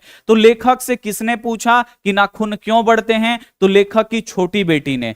अगर छोटी बेटी ऑप्शन है तो छोटी बेटी पे टिक करिए, अगर खाली बेटी दिया है तो बेटी पे आपको टिक करना है, ठीक है ना। तो लेखक से किसने पूछा नाखून क्यों बढ़ते हैं, तो उनकी छोटी बेटी ने पूछा। नाखून किसका प्रतीक है, तो पाश्विक वृत्ति का प्रतीक है, यानी पशुता की निशानी है। नाखून को क्या कहा गया है, तो नाखून को निर्लज अपराधी कहा गया है, इसे आपको याद रखना है। तो ये सब बोर्ड एग्जाम में आते हैं। 25 का डी सही है, 25 के आपको क्या करना है, यहां पे डी वाले पे आपको टिक करना है, ठीक है। 25 का यहां पे डी टिक करना है, आगे बढ़ना है। अगला क्वेश्चन देखिए, किशोर से मार खाने के बाद बहादुर, बहादुर पार्ट भी अभी नहीं पढ़ा है भाई। किशोर से मार खाने के बाद बहादुर क्या करता था, जो बहादुर था ये कहां से भाग कर आया था, नेपाल से। बहादुर जो था ये लेखक के घर में काम कर रहा था। किशोर कौन है भाई, तो ये लेखक का लड़का है। ये क्या करता था, अपना साइकिल भी साफ करवाता था, अपना देह का मालिश भी करवाता था। क्वेश्चन आएगा कि अपनी देह की मालिश कौन करवाता था, तो किशोर करवाता था। अपनी साइकिल कौन साफ करवाता था बहादुर से, तो किशोर करवाता था। और जब किशोर क्या करता था, बहादुर को डंडे से पीटता था ना, तो बेचारा ये क्या घर पे जाता, बहादुर जब घर पे था तो मां पीटती थी, और यहाँ पे लेखक के घर पे आया तो किशोर पीटता था। जब पिटाता था ना तो चुपचाप एकदम, होता नहीं है जो बिना बाप माँ का लड़का उसको मार दीजिए तो एकदम रोआ गिरा के एकदम कोना ओना में चुपचाप खड़ा हो जाता था। तो आपको याद ना, जब भी किशोर बहादुर को मारता था तो बहादुर चुपचाप एगो कोना में खड़ा हो जाता था, ठीक है ना, क्योंकि वो अपना दुख दर्द कहने लायक किसी को है नहीं। यहाँ पे लेखक के घर में है तो सब लोग पराये लोग हैं, इसकी माँ है ये नहीं है कि अपनी माँ से बोले, तो ये अपना गम खुद ही अपना गम खुद ही अपने ऊपर लेता है और बेचारा चुपचाप कोने में खड़ा हो जाता है। तो आपको याद रखना है, जब भी किशोर बहादुर को मारता है तो बहादुर क्या करता है, चुपचाप कोने में खड़ा हो जाता है। 26 का सी सही है। 26 के आपको क्या करना है, सी पे काफी अच्छी तरीके से यहां पे आपको टिक लगाना है, बहुत ही अच्छे तरीके से, ठीक है, समझ में आया। आगे चलते हैं, अगला क्वेश्चन है बहादुर का पूरा नाम क्या था। तो जो बहादुर था ये नौकर था लेखक के घर का, ठीक है ना। और बहादुर कहां से भाग कर आया था, बोर्ड एग्जाम में आता है, तो नेपाल से भाग कर आया था। बहादुर के जो पिताजी है वो किस में मारे गए थे, तो बहादुर के पिताजी युद्ध में मारे गए थे, ठीक है ना, लड़ाई लगा था उसमें मारे गए। फिर क्वेश्चन आता है कि बहादुर की मां का स्वभाव कैसा था, तो बहादुर की जो मां का स्वभाव था गुस्सैल थी। बहादुर किसके डर से अपना घर नेपाल से भागा था, तो बहादुर किसके डर से नेपाल से भागा था, तो अपनी मां के मार के कारण, ठीक है ना, क्योंकि उसकी मां खूब मारती थी। अपने भैंस से प्यार करती थी लेकिन अपना बच्चा से प्यार नहीं करती थी, तो वहां से अपने मां के मार के कारण से ये इधर आया, ठीक है। तो आपको याद रखना है बहादुर का पूरा नाम क्या है, तो आपको याद रखना है बहादुर का पूरा नाम दिल बहादुर है, इसे आपको याद रखना है। बी वाला जो ऑप्शन बिल्कुल सही जाएगा। लेकिन यहां से एक और क्वेश्चन आता है, बहादुर के नाम से हम लोग खाली बहादुर जानते हैं ना, बहादुर के नाम से ये दिल शब्द किसने उड़ा दिया, किसने हटा दिया, खाली बहादुर बहादुर बोलने लगी। तो बहादुर, ये भी बोर्ड एग्जाम में आता है, बहादुर के नाम से दिल शब्द किसने उड़ा दिया, किसने हटा दिया, तो लेखक की जो पत्नी थी ना निर्मला। निर्मला कौन थी, लेखक की पत्नी थी। और लेखक की जो पत्नी थी वो दिल बहादुर, दिल बहादुर लंबा उसको नाम लगता था, तो खाली बहादुर बहादुर बोलने लगी, दिल शब्द हटा दी, उड़ा दी, खाली बहादुर बहादुर बोलने लगी, ठीक है। तो यही क्वेश्चन आता है कि बहादुर के नाम से दिल शब्द किसने उड़ा दिया, यानी किसने हटा दिया, तो लेखक की पत्नी निर्मला। बहादुर पर किसका आरोप लगा, यह भी बोर्ड एग्जाम का इंपॉर्टेंट क्वेश्चन है। तो बहादुर पर किसका आरोप लगा, पैसे चुराने का आरोप लगा। कितने रुपए बहादुर पर चुराने का आरोप लगा, यह भी बोर्ड एग्जाम में आता है। 11 रुपए चोरी का आरोप लगा, इसे आपको याद रखना है। आरोप किसने लगाया, तो आपको याद रखना है लेखक के रिश्तेदार या निर्मला के रिश्तेदार ने। रिश्तेदार जो थे वो लेखक के घर किस दिन आए थे, ये भी बोर्ड एग्जाम में आता है, तो आपको याद रखना है रविवार के दिन आए थे, ठीक है। तो ये सब आपको याद रखना है। तो यहाँ पे 27 का बी सही है, 27 का यहाँ पे बी पे हम लोग क्या करेंगे, टिक करेंगे। इसे आपको काफी अच्छी तरीके से यहाँ पे आपको यहाँ पे समझ लेना है, ठीक है ना। क्वेश्चन आता है, एक एक क्वेश्चन पूरा डिटेल में आप लोग पढ़िए। जापान पे परमाणु बम गिराया गया, किस पार्ट का है, अगेय, यहाँ पे हिरोशिमा पार्ट का है। हिरोशिमा किसने लिखा है, अगेय ने।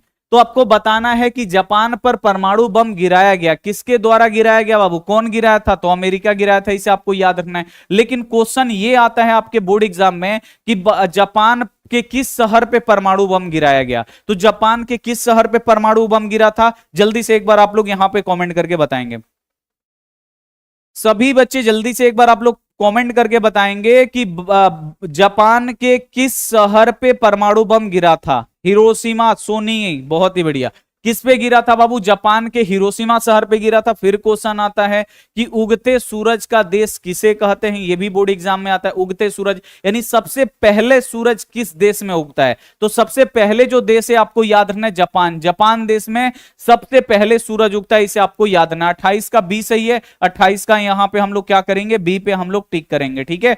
कोई दिक्कत तो नहीं है बाबू क्लास में। आगे चलिए, आगे क्वेश्चन है ढहते विश्वास कहानी के केंद्र में है। ढहते विश्वास कहानी में क्या दिखाया गया है, ये वर्णिका का क्वेश्चन आपको पता है ना, पढ़ाए हैं ढहते विश्वास कहानी। ढहते विश्वास कहानी में बाबू क्या दिखाया गया, सुखाड़ की समस्या, दहेज की समस्या, बाढ़ की समस्या, भ्रष्टाचार की समस्या। बोर्ड एग्जाम में आता है कि ढहते विश्वास कहानी में किसकी समस्या दिखाया गया है, तो ढहते विश्वास कहानी में बाढ़ की समस्या दिखाया गया है। और ढहते विश्वास कहानी कहां की कहानी है, तो ढहते विश्वास जो कहानी है उड़ीसा की कहानी है, ठीक है। और ढहते विश्वास कहानी के लेखक कौन है? सात कौड़ी होता। ये सब आपके बोर्ड एग्जाम में आता है। ढहते विश्वास कहानी की मुख्य नायिका कौन है, यानी सबसे मेन कौन है इसमें? तो आपको याद रखना है लक्ष्मी है। लक्ष्मी के पति का नाम क्या है? लक्ष्मण है। लक्ष्मण कहां पे नौकरी करता है? कोलकाता में। ये सब बोर्ड एग्जाम में आते हैं। लक्ष्मण कहां पे नौकरी करता है? कोलकाता में। और लक्ष्मी किसके घर पे काम करती है? ये भी बोर्ड एग्जाम में आता है। तो लक्ष्मी किसके घर पे काम करती है? तो जितना लक्ष्मण कमा के भेजता है तो उससे इसका घर नहीं चलता है। तो ये कहां पे काम करती है? तहसीलदार के यहां पे ये काम करती है। इसे आपको याद रखना है, ठीक है। ये क्वेश्चन आता है। लक्ष्मी के पास कितना जमीन था? ये भी बोर्ड एग्जाम में आता है। पूर्वजों ने लक्ष्मी को कितना जमीन दिया था? 1 बीघा। तूफान में किसका घर टूट गया था? यह भी बोर्ड एग्जाम में आता है। तूफान में किसका घर टूट गया था? लक्ष्मी बेचारी का घर टूट गया था, ठीक है। तो ये सब आपको याद रखना है। चलिए, तो यहां पे बाबू क्या है, पूरा हम आपको डिटेल में बता दिए। 29 का सी सही है। 29 का यहां पे आपको सी पे टिक कर देना है, ठीक है। 29 का यहां पे बाबू मेरे सी पे आपको टिक करना है। चलिए आगे देखिए, दूसरों के इशारे पर भटकने वाले व्यक्ति को क्या कहते हैं?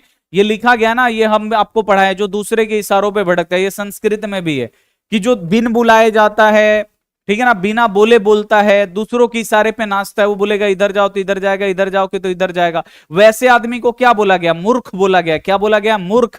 मूर्ख यानी मूढ़ लोग, इसे आपको याद रखना। मूढ़ माने मूर्ख होता है, इसे आपको याद रखना। उन्हें मूढ़ बोला गया है कि जो दूसरे के इशारों पे भटकता है, जो बिन बुलाए आता है, ठीक है ना। माने उसका बोलने का मौका नहीं है, लेकिन बिन बोले बोलता है, ठीक है। उसे हम लोग क्या बोलते हैं? मूर्ख बोलते हैं। जो अविश्वासी पात्र पे विश्वास करता है वो सब क्या है? मूर्ख है। इसे आपको याद रखना है। देखिए 30 का बी सही है ना। 30 का हम लोग यहां पे बी पे टिक करेंगे।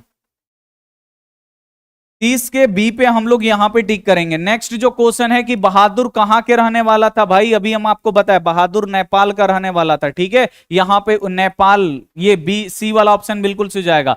बहादुर का उम्र कितना था? तो आपको याद ना, आप लोग कमेंट करके बताएंगे 12 साल की 13 साल। जल्दी से आप लोग बताइए बहादुर का उम्र कितना था?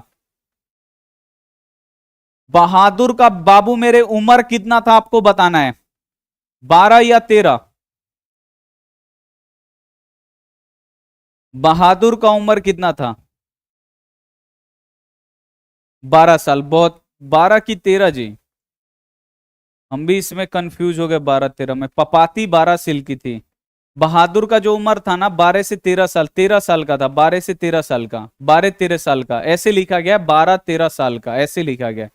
12 13 साल का ऐसे। तो आप लोग कमेंट में ऑप्शन में होगा 12 13 साल का, उस पर आप लोग टिक करिएगा, ठीक है ना। अब बहादुर की माँ कैसी थी? मरखा थी, ठीक है ना। बहादुर को खूब मारती थी, अपना भैंसिया से बहुत प्यार करती थी। एक दिन क्या किया था बहादुर, अपने माँ के लाडली भैंस को खूब मार दिया। और इसकी माँ जो थी ना, कल्पना करती थी, दिमाग में सोचती थी कि बहादुर भैंस को कितना छड़ी मारा होगा। उसकी दुगुना मारती थी बहादुर को, ठीक है। तो एक दिन बहादुर क्या किया, अपने माँ की प्यारी भैंस को खूब मार दिया, ठीक है। तो उसकी मां सोचती है कितना मारा होगा। बहादुर सोचता है कि एक छड़ी मारते तो मां तो दुगुना मारती है, 2 को 5 को मारते हैं तो 10 को मारती है। आज तो ढेरे मार दिए हैं। उससे बढ़िया है कि मार के वो मुझे मुआ दे, हमें नेपाल छोड़ना चाहिए। नेपाल छोड़ के बेचारा भाग गया कहाँ? इंडिया में। आपको याद नहीं तो नेपाल कहां से भाग कर आया? ये भी बहादुर कहां से भाग कर आया? नेपाल से भाग कर आया। यह क्वेश्चन आएगा बहादुर कहां का रहने वाला था? नेपाल का रहने वाला था, ठीक है। 31 का सी सही है। 31 के हम लोग यहां पे सी पे टिक करेंगे, ठीक है। चलिए नेक्स्ट क्वेश्चन जो आप लोग देखिए यहां पे कि नागरी लिपि के आरंभिक लेख कहां मिले? नागरी लिपि अभी हम नहीं पढ़ाए हैं। नागरी लिपि के जो शुरुआती लेख हैं बाबू हमें कहां से मिलते हैं? तो नागरी लिपि के जो शुरुआती लेख हैं आपको याद रखना है उत्तर भारत से मिलते हैं। और कब मिलते हैं? 8वीं सदी से मिलते हैं। इसे आपको याद रखना, भी नहीं पढ़ाए हैं तो आपको नहीं पता होगा, ठीक है ना। तो 32 का यहाँ पे ए सही है। तो 32 के यहाँ पे हम लोग यार एक सेकंड, नागरी लिपि के आरंभिक लेख हमें कहां से मिलते हैं? तो आपको याद रखना है नागरी लिपि के जो शुरुआती लेख हैं वो दक्षिण भारत से मिलते हैं। भाई अभी गलती हुआ रहता है, बहुत ही ज्यादा इंपॉर्टेंट क्वेश्चन है, इसे आपको याद रखना है, ठीक है। अभी गलती हुआ रहता। तो नागरी लिपि के जो शुरुआती लेख है वो कहां से मिलते हैं? तो दक्षिण भारत से। यानी 32 का यहां पे बी सही है। 32 का यहां पे क्या हो जाएगा? बी वाला ऑप्शन सही हो जाएगा। अब इसी में क्वेश्चन आता है बाबू कि हिंदी किस लिपि में लिखी जाती है? बोर्ड एग्जाम में आता है कि जो हिंदी है वो किस लिपि में हम लोग लिखते हैं। तो हिंदी आपको याद रखना है देवनागरी लिपि में लिखा जाता है, बोर्ड एग्जाम में आता है। जारशाही कहां थी भाई? ये भी गांधी जी वाला है, ठीक है ना। तो जारशाही कहां थी? तो ये तो सोशल साइंस में भी आता है, ठीक है ना। जार शाही कहाँ थी, जार किसे बोलते हैं, तो जो रूस के सम्राट होते थे, जो रूस के राजा होते हैं उसे जार बोला जाता है, इसमें भी आता है, आपको याद रखना है। जार शाही कहां थी, तो जार शाही रूस में थी, रूस के राजा को क्या बोला जाता था, जार बोला जाता था, ठीक है ना। तो 33 का ए सही है ना, 33 का हम लोग यहां पे ए पे टिक करेंगे, ठीक है। ये इंपॉर्टेंट क्वेश्चन है, आपको याद रखना है। नेक्स्ट जो क्वेश्चन है, पंडित बिरजू महाराज का जन्म कहां पे हुआ। जो पंडित बिरजू महाराज जो कथक नृत्य करते थे, कथक डांस करते थे, ठीक है ना, ये डांस में बहुत ही आगे थे, आपको याद रखना है। तो जो पंडित बिरजू महाराज थे, इनका जन्म कहां पे हुआ था, लखनऊ घराने में हुआ था, इसे आपको याद रखना है। फिर क्वेश्चन आता है, इसका जवाब आप लोग देंगे कि जो पंडित बिरजू महाराज हैं, ये लखनऊ घराने के किस पीढ़ी के कलाकार है, ये बोर्ड एग्जाम में आता है। जो पंडित बिरजू महाराज हैं, ये लखनऊ घराने के किस पीढ़ी के कलाकार हैं, ये आपको बताना है। किस पीढ़ी के बाबू कलाकार हैं, सातवीं। गोल्डी शर्मा, बहुत ही बढ़िया। गोल्डी मसाले, सच सच बहुत ही बढ़िया। यहां पर देखिए पंडित बिरजू महाराज जो हैं वो आपको याद रखना है, लखनऊ में इनका जन्म हुआ और लखनऊ के ये 7वीं पीढ़ी के कलाकार थे, बोर्ड एग्जाम में आता है। और जो यहाँ पे पंडित बिरजू महाराज हैं, ये कौन सा डांस करते थे, तो आपको याद रखना है ये कथक नृत्य करते थे, इसे आपको याद रखना है। 34 का बी सही है, 34 का आप लोग यहाँ पे बी सही, बी पे टिक करिएगा, काफी अच्छी तरीके से आपको रंगना है। फिर आगे चलते हैं कि पंडित बिरजू महाराज कितने साल के थे, तो उनका पिता का देहांत हो गया। भाई इंपॉर्टेंट क्वेश्चन कि पंडित बिरजू महाराज कितने साल के थे, तो उनके पिताजी का देहांत हो गया, वो बेचारे मर गए। तो पंडित बिरजू महाराज आपको याद रखना है, ये 9.5 साल के थे, तो इनके पिताजी का देहांत हो गया, बेचारा ये 9.5 साल के थे, तो इनके पिताजी मर गए। फिर क्वेश्चन आता है कि इनके पिताजी की मृत्यु कैसे हुआ, तो आपको याद रखना है लूह लग गया बेचारे को, ठीक है ना, लूह लग गया और वो क्या हो गए, मर गए, इसे आपको याद रखना है। तो क्वेश्चन ये आता है कि पंडित बिरजू महाराज कितने साल के थे, तो इनके पिता का देहांत हो गया 9.5 साल के। इन पंडित बिरजू महाराज के पिताजी का देहांत किस कारण से हुआ, तो लूह लगने से हुआ, आपको याद रखना है। पंडित बिरजू महाराज के गुरु कौन थे, तो इनके पिताजी थे, इसे आपको याद रखना है। तो ये सब क्वेश्चन आता है। देखिए 35 का ए सही है, 35 के ए पे आपको क्या करना है, काफी अच्छी तरीके से, हम तो हवड़ाई में रंग रहे हैं ना, आपको हवड़ाई नहीं दिखाना है।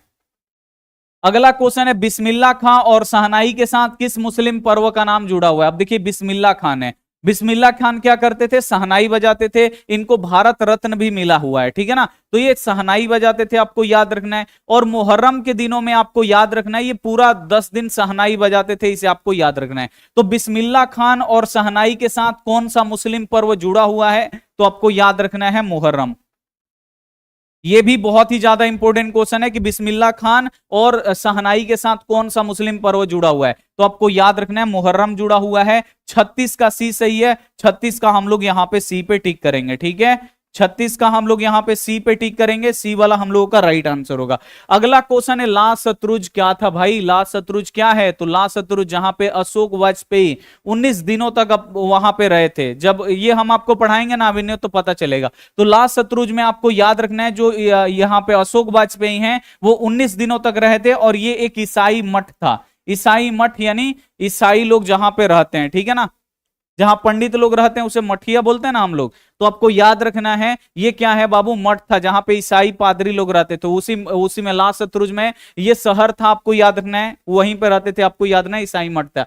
तो ये आपको याद रखना है। 37 का सी है ना, तो 37 का सी वाला पे आपको क्या करना है, काफी अच्छी तरीके से यहां पे आपको रंगना है, छोड़ेंगे नहीं, सबको रंगेंगे आज। चलिए नेक्स्ट अगला क्वेश्चन है, लेखक अपने पिता से क्या मांगना चाहता था। अब ये क्वेश्चन आप लोग ये पढ़े रहते ना मछली पाठ, तो अब आपको फट से बता देते, खिलौना, किताब, पैसा, मछली। अब ये हम आपको मछली वाला कहानी शुरू में बताए थे ना, जो 2 भाई है, जाता है, एक छोटा वाला का नाम है संतू। संतू मछली से डरता है, लेकिन अब 2 मछली जिंदा थी। एगो मछली को क्या किया, जो घर में का जो भग्गू था नौकर, उसको काटने से पहले पटक पटक के मारा। अब संतू देखता है तो बोलता है कि बाप रे, इसको भी मार मार के मुआ देगा, इससे बढ़िया है कि मछलिया को हम पकड़ें और ले जाके कुआं में डाल दें, ठीक है ना। तो पहले तो एक ये नहीं सोचता है कि कुआं में ले जाके उसको डालें, ठीक है ना, पहले सोचता है कि पिताजी से मछलियां मांग लेते हैं और उसको कुआं में ले जाके जिया देंगे और उसी में बेचारी वो मरेगी नहीं, ठीक है ना। तो ये बोल रहा है कि लेखक अपने पिता से क्या मांगना चाहता था, तो लेखक अपने पिता से मछली मांगना चाहता है। तो जब इसे मछली नहीं मिलती है तो भग्गू से पूछता है क्या ये मछली अभी कट जाएगी। भग्गू बोलता है हाँ। मछलियां टप से उठाता है, दौड़ जाता है इनार में डालने के लिए, लेकिन जो ये छोटा बच्चा है भग्गू उसको पकड़ लेता है, मछली छीन लेता है, ठीक है ना। तो ये कहानी है, हम आपको पढ़ाएंगे तो आपको समझ में आएगा। तो 38 का डी सही है ना, 38 का यहां पे डी सही हो जाएगा, ठीक है।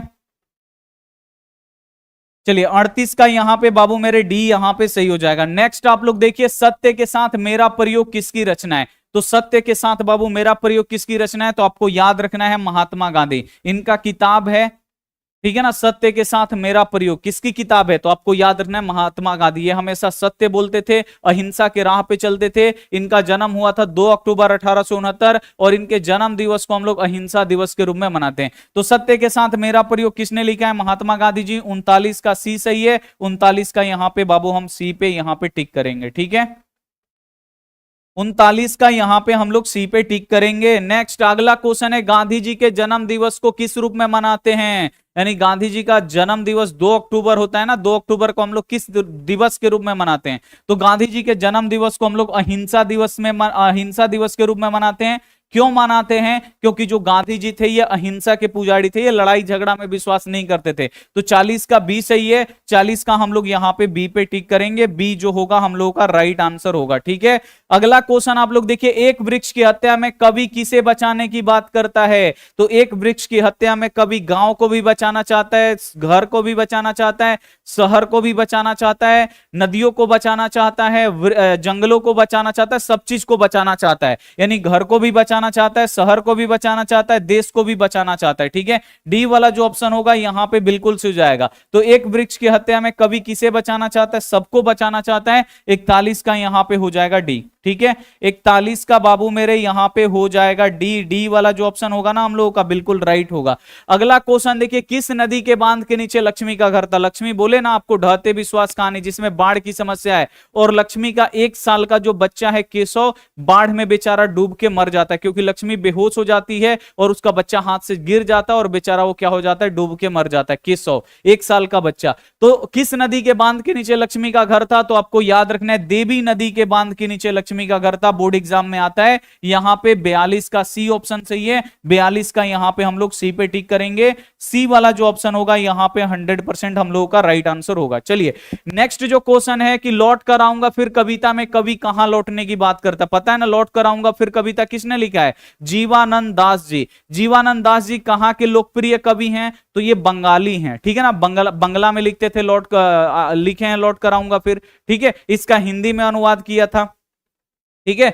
तो अब यहां पे क्वेश्चन आता है कि लौट कर आऊंगा फिर कविता में कवि कहां लौटने की बात करता है, तो कवि बंगाल अपने राज्य में फिर लौटने की बात करता है, ठीक है ना। तो यहां पे बी वाला 43 का बी यहां पे क्या हो जाएगा, बिल्कुल सही हो जाएगा। अगर आपका तैयारी नहीं हुआ है तो अभी से भी आप लोग तैयारी कर सकते हैं क्रैश कोर्स के माध्यम से। मंगमा अपनी बहू से लेकर किसको विवाद था, तो मंगमा का अपनी बहू से किसको लेकर विवाद था भाई। तो जो मंगमा है बेचारी, ठीक है, वो अपने पोते से प्यार करती है, ठीक है ना। और जो नजम्मा है उसका बेटा वही पोता है, ठीक है ना। तो नजम्मा क्या करती है, उसको बार बार पीटती है, मंगमा को खराब लग जाता है। मंगमा दादी है तो उसको खराब लग जाता है। एक दिन पीट रही थी तो बोल दी, जो मंगमा है वो बोलती है क्यों रे राक्षसनी, इस छोटे से बच्चे को क्यों पीट रही है। इसी में दोनों में क्या होती है, लड़ाई लग जाती है, ठीक है ना। तो मंगमा अपनी बहू से किसको लेकर विवाद था, तो आपको याद रखना है पोते को लेकर, ठीक है ना। पोता के लिए लड़ाई हो रहा था। यहाँ पे 44 का बी सही है, 44 का यहाँ पे आपको बी पे टिक कर देंगे, ठीक है ना। मंगमा के परिवार में टोटल कितने आदमी थे, 4 आदमी थे। मंगमा कहां की रहने वाली थी, औलूर के पास एक गांव था वेंकटपुर, वहां की रहने वाली थी। मंगमा कौन सी काम करती थी, दही बेचती थी, ये सब आपको याद रखना है। टोटल इनके घर में 4 गो मंगमा, मंगमा का बेटा, मंगमा के बेटे की जो बहू मतलब पत्नी है वो, और इन दोनों बहू और बेटे से एक पोता था वो, यानी टोटल 4। कौन लालची और लंपट किस्म का आदमी था, मंगमा, पपाती, रंगपा, सभी गलत है। तो कौन लालची और लंपट था बाबू, लालची कौन था, तो आपको याद रखना है रंगपा। जो रंगपा था ये गांव में जुआरी किस्म का व्यक्ति है, और जब इसको पता चलता है कि मंगमा के पास बहुत सारा धन इकट्ठा हो गया है तो बोलता है कि पैसे इधर उधर गाड़ के रखने से, जो मंगमा थी ना वो पैसे को जमीन में गाड़ के रखती थी, ठीक है ना। तो बोलता है कि पैसे को इधर उधर गाड़ के रखने से कोई फायदा नहीं है, दे दो मंगवा मुझे, ठीक है ना। तो कौन और लालची किस्म का आदमी है? रंगपा है। रंगपा किससे कर्ज मांगता है? ये भी बोर्ड एग्जाम में आता है। तो जो रंगपा है वो मंगमा से कर्ज मांगता है, इसे आपको याद रखना है, ठीक है ना। चलिए अगला क्वेश्चन देखिए, श्रम विभाजन और जाति प्रथा के लेखक कौन है? भाई श्रम विभाजन जाति प्रथा पहला ही चैप्टर है, और पहला चैप्टर के लेखक कौन है? बाबा साहेब भीमराव अंबेडकर, ठीक है। बी वाला जो ऑप्शन बिल्कुल हो जाएगा एकदम सही। 46 का बी सही है ना, तो 46 का यहां पे हम लोग बी पे टिक करेंगे फटाफट, यहां पे बी वाला राइट आंसर होगा। नेक्स्ट, प का उच्चारण स्थान क्या है? ये वर्ण में आता है, प प प बोलिएगा ना तो दोनों ओठवा सट जाएगा आपका प। ये व्याकरण में आपको पढ़ाना है, पढ़ाएंगे। प प प प प फ ब भ म, सब बोलिएगा ना तो ओंठ ये चिपक जाएगा। अगर हम बोलेंगे ओंठ को ऐसे छोड़ के अगर प बोलेंगे तो देखिए कैसा आवाज निकलेगा, अगर ओंठ नहीं सटेगा तो प प मतलब बोला ही नहीं जाएगा प। आप लोग बिना ओंठ सटाए प बोल दीजिए, नहीं होगा, बोल ही नहीं पाइएगा। प तब निकलेगा जब दोनों ओंठ सटेगा। तो प का उच्चारण स्थान क्या है? ओंठ है, प फ ब भ म, ये सब किससे निकलता है? ओंठ से निकलता है, इसे आपको याद रखना है, ठीक है। चलिए 47 का बी सही है, तो 47 का यहां पे हम लोगों का बी जो होगा राइट आंसर होगा मेरे लाल। अगला क्वेश्चन देखिए, सूरदास में कौन सी संज्ञा? भाई संज्ञा हम आपको पढ़ाए ना, इसमें आपको गलती नहीं करना है। सूरदास में कौन सी संज्ञा है? जल्दी से आप लोग यहां पे बताएंगे। चलिए क्यूट गर्ल, बहुत ही बढ़िया। 2-3 दिन आंसू सर की जय हो। 1-2-3 गाना मतलब सुन रहे हो है ना, देवी माई वाला हुए हमरे पे चिपका रहे हो। बोलो 1-2-3।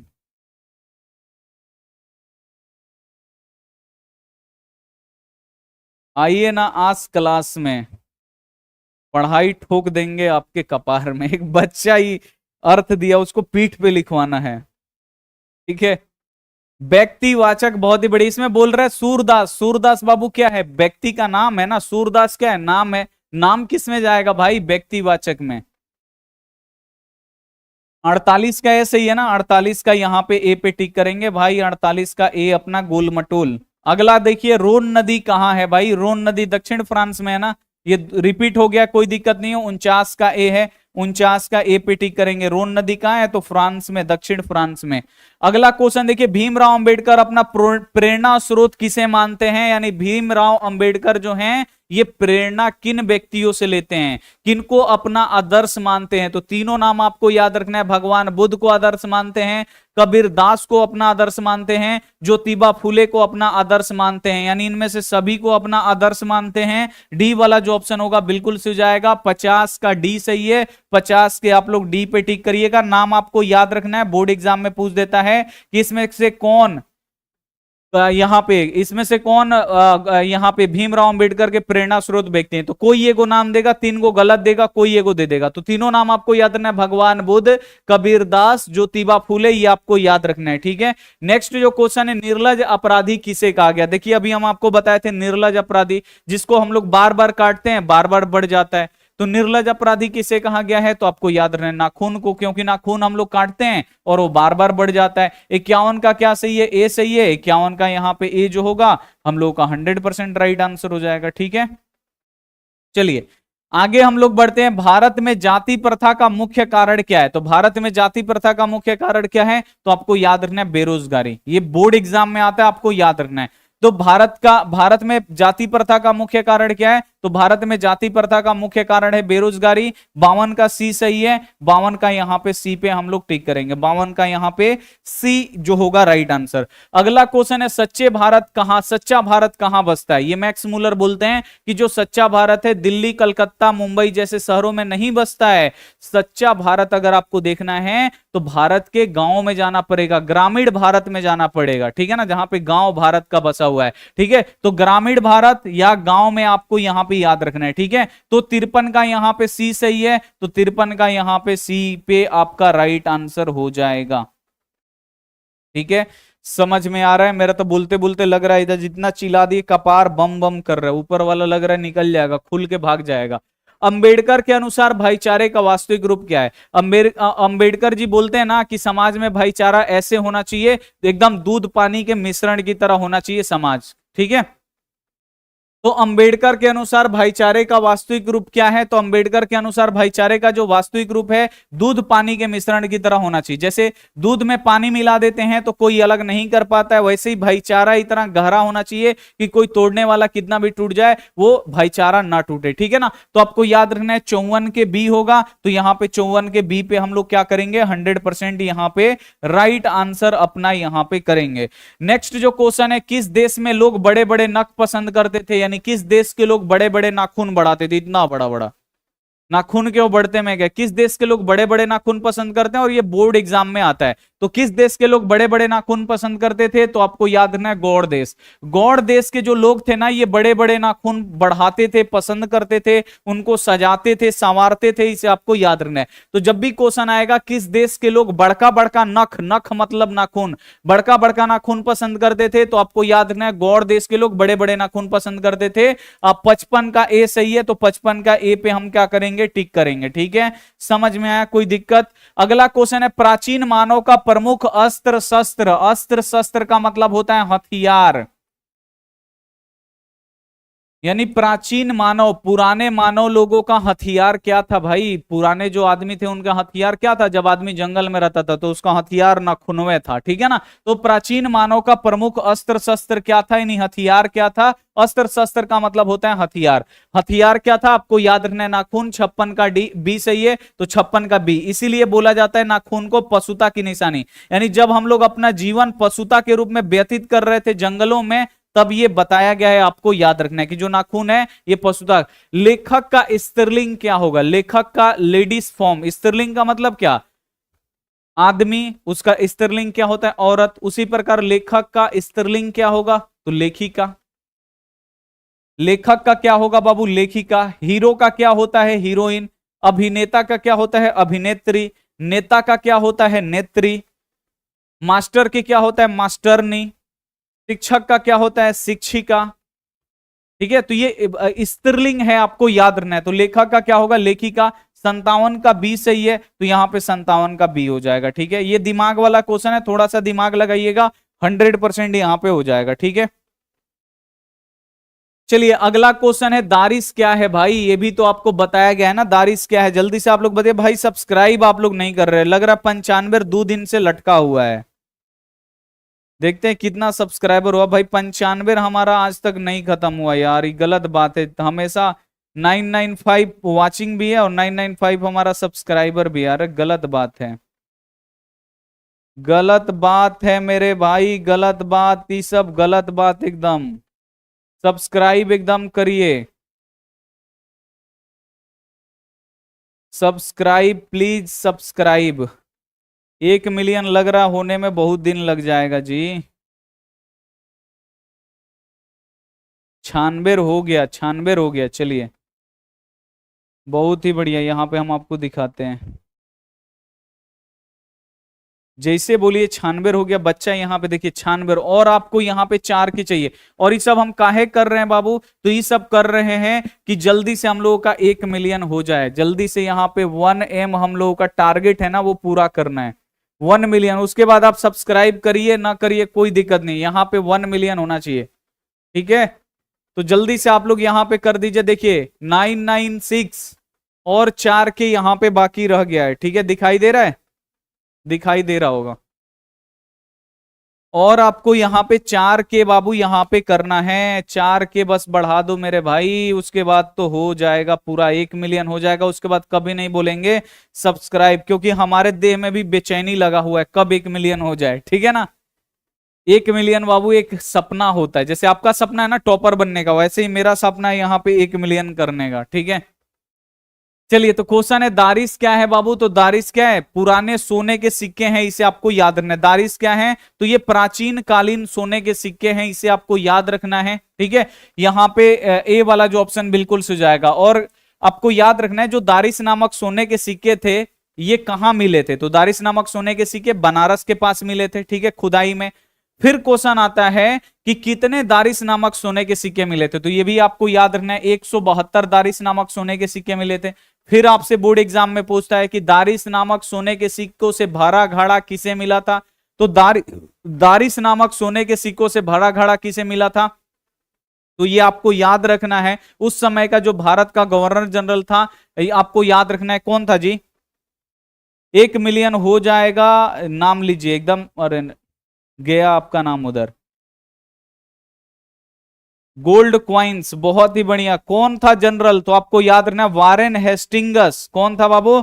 वारेन हेस्टिंगस उस समय का गवर्नर जनरल था। इसे आपको याद रखना है। उसे ही मिले थे बनारस के पास 172 सोने के दारिस नामक सिक्के, ठीक है ना। तो 58 का ए सही है ना, 58 का आपको ए पे यहां पे टिक करना है काफी अच्छी तरीके से, ठीक है। आगे हम लोग बढ़ेंगे। अगला क्वेश्चन है, मैक्स मुलर के अनुसार सर्वाधिक संपदा और प्राकृतिक सौंदर्य से परिपूर्ण देश कौन सा है? तो मैक्स मुलर जो थे, जो इंडिया में आए थे, वो बोले हैं भारत जो है सर्वाधिक संपदा और प्राकृतिक सौंदर्य से परिपूर्ण देश है भारत। तो ये भारत के बारे में बोले थे। ए वाला जो ऑप्शन होगा बिल्कुल सही जाएगा। तो 59 का ए सही है, 59 का यहां पे ए टिक करेंगे। मैक्स मुलर कहां के थे? जर्मनी के थे। जर्मनी के डिसाउ नामक शहर में इनका जन्म हुआ था। पिताजी किससे नाराज हैं? संतु से, भग्गू से, दीदी से, नरेन से। तो आपको याद रखना पिताजी किससे नाराज थे? तो पिताजी दीदी से नाराज थे, क्योंकि जो दीदी थी, दीदी का एगो प्रेमिका था, ठीक है ना।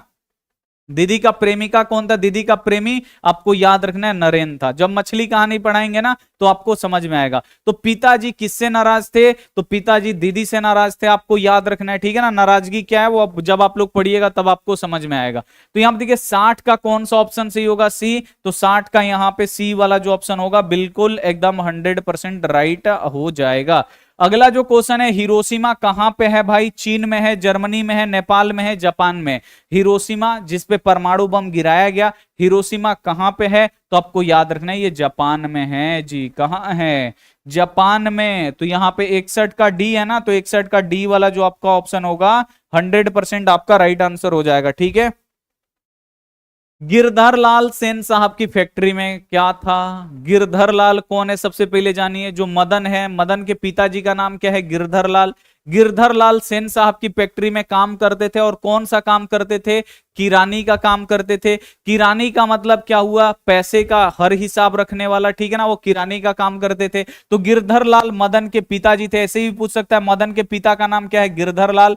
गिरधर लाल सेन साहब की फैक्ट्री में काम करते थे, और कौन से पोस्ट पे थे? तो किरानी का काम करते थे। पैसे का लेखा जोखा हिसाब लिखो के रखना, किरानी थे। 62 के यहां पे ए सही हो जाएगा। 62 का यहां पे ए वाले पे आप लोग टिक करिएगा। 100% आपका यहां पे, हम तो हबड़ा के टिक कर रहे हैं ना, आप लोग मत करिएगा, बिल्कुल आराम से।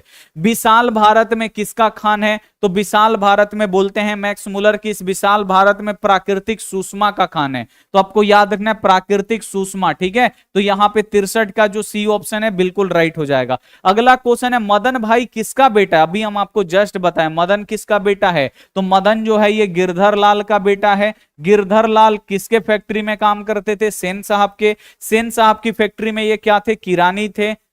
सेन साहब का लड़का कौन था? खोखा यानी कासू था। यह भी आपको याद रखना है। चलिए, सेन साहब अपने बेटे खोखा को क्या बनाने चाहते हैं? तो जो सेन साहब है अपने खोखा को बिजनेसमैन या इंजीनियर बनाना चाहते हैं। वो बोलते हैं कि मैं अपने बेटे को तो बिजनेसमैन या इंजीनियर बनाने जा रहा हूं। तो दोनों में से कोई एक ऑप्शन देगा, बिजनेसमैन या इंजीनियर, ठीक है ना। तो उसमें से देख लीजिएगा, इसमें इंजीनियर दिया है, इसमें हम लोग इंजीनियर पे यहां पे टिक लगाएंगे कि जो सेन साहब अपने बेटे को क्या बोलते हैं, मैं तो अपने बेटे को बिजनेसमैन या इंजीनियर बनाने जा रहा हूं। तो यहां पे क्या हो जाएगा? 65 का बी सही हो जाएगा। चलिए, वकालत की पढ़ाई के लिए गांधी जी कहां गए? तो वकालत की पढ़ाई के लिए कहां गए?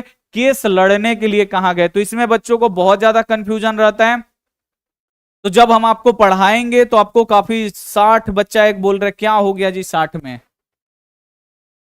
60 में कहा हो गई बाबू? पिताजी किससे नाराज थे? दीदी से नाराज थे। भग्गू से, संतु से नहीं, दीदी से नाराज थे, ठीक है। पहले से दीदी से नाराज थे, दीदी को पीट दिए थे, दीदी कमरा में सिसक सिसक कर रो रही थी। अभी जब पाठ पढ़ेंगे ना, पढ़ाएंगे तब आपको समझ में आएगा। आगे यहां पे जो क्वेश्चन है आप लोग यहां पे देखेंगे मेरे भाई, वकालत की पढ़ाई के लिए गांधी जी कहां गए? केस लड़ने के लिए गांधी जी कहां गए? तो वकालत की पढ़ाई के लिए यानी वकीलई के पढ़ाई के लिए गांधी जी कहां गए? लंदन गए। इसे आपको याद रखना है, यानी ब्रिटेन, लंदन। ठीक है, बी वाला जो ऑप्शन होगा बिल्कुल सही जाएगा। ब्रिटेन का शहर है लंदन, उसे वहां से ब्रिटेन यानी लंदन से इन्होंने वकालत की पढ़ाई किया और वहां से बाबू ये कहां चले गए? दक्षिण अफ्रीका में केस लड़ने के लिए चले गए। तो ये दक्षिण अफ्रीका में केस लड़ने के लिए गए और 1915 में ये भारत लौट गए। ठीक है, 1915 में ये भारत लौटते हैं और 1916 में साबरमती आश्रम की स्थापना करते हैं। तो ये गांधी जी की कहानी है, इसे आपको याद रखना है। तो वकालत की पढ़ाई के लिए गांधी जी गए ब्रिटेन, लंदन। केस लड़ने के लिए कहां गए? तो केस लड़ने के लिए दक्षिण अफ्रीका गए और 1915 में वापस ये भारत आते हैं और 1916 में क्या करते हैं? साबरमती आश्रम की स्थापना करते हैं। अगला क्वेश्चन है, उगते सूरज का देश किसे कहा जाता है? किस देश में सबसे पहले सूरज उगता है मेरे भाई? तो आपको याद रखना है, जापान को उगते सूरज का देश बोलते हैं। निम्नलिखित में से हरफ का पर्यायवाची यानी हरफ का दूसरा नाम। हरफ जो है ना, जो भी बच्चे मुस्लिम बच्चे उनको पता होगा हरफ, ठीक है ना, उसमें हरफ होता है, आपको याद रखना है। जो अली बे होता है उसमें हरफ होता है, ठीक है ना। तो आपको याद रखना है ये उर्दू नहीं तो अरबी शब्द होगा ये हरफ, ठीक है ना। तो ये शब्द है, जैसे हम लोग बोलते हैं ना क शब्द ग, ख शब्द ग शब्द, उसी प्रकार से ये हरफ क्या होता है? हरफ वो उर्दू में का शब्द होता है, अरबी में का शब्द होता है। तो हरफ का दूसरा नाम क्या है? अक्षर, ठीक है ना। अक्षर होता है, शब्द नहीं, शब्द नहीं, सॉरी, सब हम भी कंफ्यूजन में आ गए। वो क्या है बाबू? हरफ जो होता है ना, अक्षर होता है, उसमें का एक एक लेटर होता है, ठीक है, एक एक लेटर होता है, आपको याद रखना है अक्षर, ठीक है। अगला क्वेश्चन है, बिरजू महाराज के पिता की मृत्यु किस कारण से हुआ? तो बिरजू महाराज जब 9.5 साल के थे तो इनके पिताजी मर गए। बिरजू महाराज कौन सा काम करते थे? तो ये नर्तक थे, नाचते थे। कौन सा नाच करते थे? तो ये कथक नृत्य थे। और इनके पिताजी भी डांसर थे। और ये कहाँ, मतलब ये किस कारण इनके पिताजी मर गए? तो जब ये 9.5 साल के थे तो इनको हो गया, लूह लग गया, ठीक है ना। इनको क्या हो गया? इनके पिताजी को लू लग गया, बेचारे इस दुनिया को छोड़ के चले गए। निर्मला कौन थी भाई? निर्मला, कहानी पढ़िएगा बहादुर, तब तो पता चलेगा ना कि निर्मला कौन है। तो निर्मला आपको याद रखना है, लेखक की पत्नी है। निर्मला कौन है? लेखक की पत्नी है। किशोर कौन है? तो लेखक का बेटा है, इसे आपको याद रखना है। बिरजू के साथ बिरजू महाराज का एक सेकंड यार, बाबूजी के साथ बिरजू महाराज का अंतिम प्रोग्राम कहां पे हुआ? क्योंकि जब बाबूजी जो बिरजू महाराज के पिताजी थे, ये भी प्रख्यात डांसर थे, ठीक है ना। तो जहां जहां इनका प्रोग्राम होता था, बिरजू महाराज अभी छोटे से थे, 9.5 साल का बच्चा, उससे कम साल का बच्चा कितना होता होगा, इतना छोटा छोटा बच्चा, ठीक है, छोटा सा।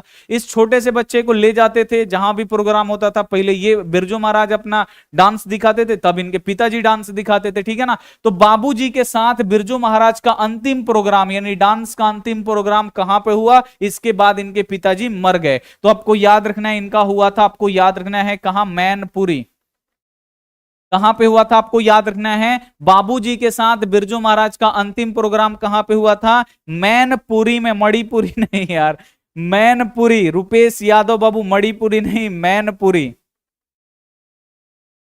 मैनपुरी में इनका पहला हुआ था, सॉरी आखिरी हुआ। इसके बाद इनके पिताजी की मृत्यु हो गई लू लगने से, ठीक है। नेक्स्ट, घृणा शब्द का विलोम। घृणा यानी क्या होता है? घिन बरना। अगर घृणा है इसका विलोम, विलोम का मतलब उल्टा, तो घृणा का उल्टा क्या होता है? प्रेम। घृणा का मतलब होता है नफरत, उससे देख के घिन बरता है। अब जिसके पास देख के घिन बरेगा उसके पास जाएंगे? नहीं जाएंगे। इसका बोल रहा है विलोम, विलोम का मतलब होता है उल्टा, तो घृणा के उल्टा क्या होगा? प्रेम। नेक्स्ट, यहां पे अभिनेता शब्द का स्त्रीलिंग, अभिनेता का लेडीज नाम बताना है, स्त्रीलिंग यानी लेडीज नाम। अभिनेता तो क्या होगा? अभिनेत्री। नेता नेत्री, लेखक लेखिका, कवि कवित्री, ठीक है ना, शिक्षक शिक्षिका, मास्टर मास्टरनी, आदमी औरत, ठीक है। तो ये आपको याद रखना है, ये स्त्रीलिंग। बहादुर का स्वभाव कैसा था? जो बहादुर था, घर में नौकर था, इसका स्वभाव कैसा था? कर्मठ और ईमानदार था। कर्मठ का मतलब खूब काम करने वाला, ईमानदार का मतलब पैसा वैसा नहीं चुराने वाला। क्योंकि घर में जितना चोरी होता है ना, उसमें देखा जाता है कौन कमजोर है, उस पर ले जाके साट दिया जाता है। तो कमजोर कौन था घर में? बहादुर था, इसके ऊपर आराम से चिपक गया कि नौकर है तो यही चुराया होगा। लेकिन जो बहादुर है ये क्या था बाबू, कर्मठ था, खूब काम करने में मेहनती था और प्लस ईमानदार भी था, इसे आपको याद रखना है। ढहते विश्वास कहानी के मुख्य पात्र कौन है मेरे भाई? ढहते विश्वास कहानी में कौन सबसे प्रमुख आदमी है? तो ढहते विश्वास कहानी में बाढ़ की समस्या है, और बाढ़ वाली कहानी में बाबू मेन हीरोइन कौन है उसमें की, मेन नायिका कौन है? तो आपको याद रखना है लक्ष्मी है। ठीक है, ए वाला जो ऑप्शन होगा बिल्कुल से हो जाएगा। नेक्स्ट जो क्वेश्चन है, मां कहानी किस कहानीकारक ने लिखा है? मां कहानी, तो हम इसके लिए ट्रिक बताते हैं। मां किससे अपने बच्चों के लिए प्रार्थना करती है? तो ईश्वर से। तो आपको याद रखना है मां कहानी किसने लिखा है? ईश्वर पेटलीकर, इसे आपको याद रखना है। सी वाला जो ऑप्शन होगा बिल्कुल से हो जाएगा। अगला जो क्वेश्चन है कि दूसरों की नकल करके लिखा गया साहित्य कैसा होता है? अब जैसे देखिए हम पीडीएफ बना रहे हैं, दूसरा क्या किया, हमरे पीडीएफ को देख के लिख दिया, उससे उसे ही बोला जाता है नकल करके लिखना। ठीक है ना, तो दूसरा कोई लिखा है उसी को नकल करके लिख दो, उसे हम लोग क्या, उसे क्या बोला जाता है? तो उसे बोला जाता है उद्धम, अधम बोला जाता है, इसे आपको याद रखना है। दूसरों का नकल करके लिखा गया साहित्य कैसा होता है? अधम। मंगमा से कर्ज कौन मांग रहा था? मंगमा से कर्जा कौन मांग रहा था बाबू? तो आपको याद रखना है रंगप्पा। रंगप्पा जब देखता है कि मंगमा अलग रह रही है, सोचता है इसे शादी कर लेंगे, जितना पैसा होगा ना सब हड़प लेंगे, तो इसकी बहू है बहुत तेज, शादी होने से पहले ही जाके मिल जाती है। ठीक है, तो आपको याद रखना है। वृक्ष काटने से क्या बिगड़ता है? तो अगर हम वृक्ष काट देंगे तो ये पर्यावरण बिगड़ जाएगा, आपको याद रखना है। ठीक है ना, ए वाला ऑप्शन बिल्कुल से जाएगा। किस देश में सबसे ज्यादा जातियां हैं? तो वो कौन सा देश है जहां पे सबसे ज्यादा लोग रहते हैं? तो आपको याद रखना अपने भारत। भारत देश में सबसे अधिक जातियां हैं, इसे आपको याद रखना है। ए वाला जो ऑप्शन होगा बिल्कुल से जाएगा। दूर से कौन ललकारता है? दूर से कौन ललकारता है? कौन? मैं जवाब देता हूं दोस्त। तो दूर से कौन ललकारता है? तो बूढ़ा चौकीदार वृक्ष। बूढ़ा वृक्ष होगा या चौकीदार वृक्ष होगा? तो यहां पे खाली वृक्ष दिया है, वृक्ष पे हम लोग टिक करेंगे। बस कौन प्राचीनतम भाषा है भाई? दुनिया की सबसे पुरानी भाषा कौन सी है? जल्दी से आप लोग कमेंट करके बताइए, दुनिया की सबसे पुरानी भाषा कौन सी है? आपको यहां पे बताना है भाई, दुनिया की सबसे प्राचीनतम पुरानी भाषा। तो आपको याद रखना है संस्कृत। जो संस्कृत है ना, ये दुनिया की सबसे पुरानी प्राचीन भाषा, इसे आपको याद रखना है। प्लेटो और कांट थे महान, प्लेटो और कांट थे बाबू दार्शनिक। दार्शनिक यानी दूसरे देशों में भ्रमण करने जाते हैं और उस देश की अच्छाई बुराई को लिखते हैं, उसे दार्शनिक बोला जाता है। अगला जो क्वेश्चन है, नखधर मनुष्य आज किस पर भरोसा कर रहे हैं?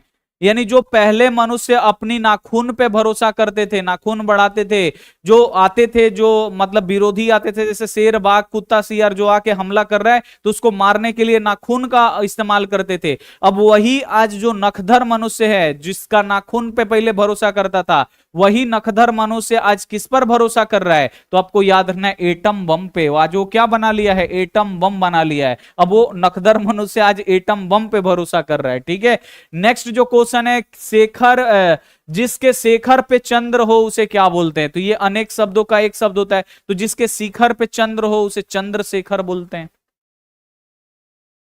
चंद्रशेखर। ठीक है, बी वाला जो ऑप्शन होगा बिल्कुल सही जाएगा। जिसके शिखर पे चंद्र हो, चंद्रमा हो, उसे हम लोग बोलते हैं चंद्रशेखर।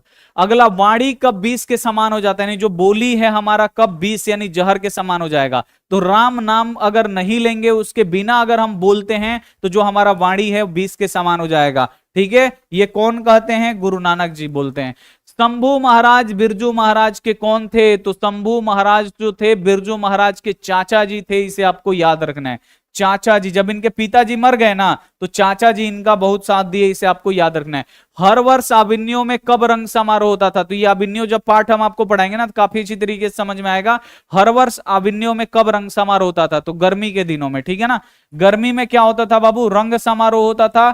अनेक देशों के विद्वानों को, गायकारों को बुलाया जाता था, वहां पे कला का प्रदर्शन होता था। ठीक है ना, तो यहां से गए थे अशोक वाजपेयी, अभिन्यो गए थे। ठीक है ना, ये आपको याद रखना है। अगला जो क्वेश्चन है, इन दिनों भारतीय बाजार में कौन सी वस्तुएं भरी पड़ी हैं? बाबू ये पढ़ा दी हैं, स्वदेशी। इन दिनों भारतीय बाजार में कौन सी वस्तु पड़ी है? तो देसी वस्तु तो दिखाई नहीं देता है। कौन सी वस्तुएं भरी पड़ी है? विदेशी वस्तुएं। लोग भी कपड़ा कैसे पहने हैं? विदेशी कपड़ा पहन रहे, भारतीय कपड़ा छोड़ दिए। लोग बोली कैसे बोल रहे हैं? अंग्रेजी बोल रहे हैं, हिंदी बोलने में उनको शर्म आ रहा है। ठीक है, खाना पीना कैसे खा रहे हैं, तो अंग्रेजों वाला खा रहे हैं। तो इन दिनों भारतीय बाजार में कौन सी वस्तुएं भरी पड़ी है, विदेशी। मेरे बिन तुम प्रभु किस भाषा से अनुदित है, तो लास्ट कविता यही ना था, मेरे बिन तुम प्रभु, जिसमें भक्त जो है ईश्वर से प्रश्न प्रश्न करता है कि प्रभु अगर मैं ना रहूं तो तुम्हारा क्या होगा। ठीक है, कौन तुम्हें भगवान बोलेगा, अगर सब भक्त इस दुनिया से चले जाएंगे तो तुमको कौन भगवान पूजेगा, अगर मैं नहीं रहा तो तुम्हारा क्या होगा भगवान। मैं हूं तो मैं तुम्हारा पूजा कर रहा हूं, तो मैं तुमको नहला रहा हूं, धुला रहा हूं, फूल चढ़ा रहा हूं, अगर मैं नहीं रहा तो तुम्हारा क्या होगा, ये प्रश्न पूछते हैं। तो मेरे बिन तुम प्रभु किस भाषा से अनुदित कहानी है, तो आपको याद नहीं, जर्मनी के थे, यानी ऑस्ट्रिया भी देता है, आपको याद रखना है, जर्मन भाषा से अनुदित है, इसे आपको याद नहीं। इनका जन्म जर्मनी यानी ऑस्ट्रिया जर्मनी में देता है। प्रेम घन अपना आदर्श किसे मानते हैं, ये भी बोर्ड एग्जाम में आता है भाई, प्रेम घन, ठीक है ना। तो प्रेम घन अपना आदर्श किसे मानते हैं, तो भारतेंदु हरिश्चंद्र को मानते हैं, इसे आपको याद रखना है। भारत मां की श्रेष्ठ मुख की तुलना कवि ने किससे किया, ये भी बाबू एक एक क्वेश्चन पढ़ाया हुआ है। तो भारत मां की श्रेष्ठ मुख की तुलना कवि किससे करता है, छाया युक्त चंद्र से, ठीक है, किससे करता है, छाया युक्त चंद्र से। और भारत मां की कितनी संतानें दरिद्रता और अभाव से ग्रसित है, ये आपको कमेंट करके बताना है। भारत मां की कितनी संतानें दरिद्रता और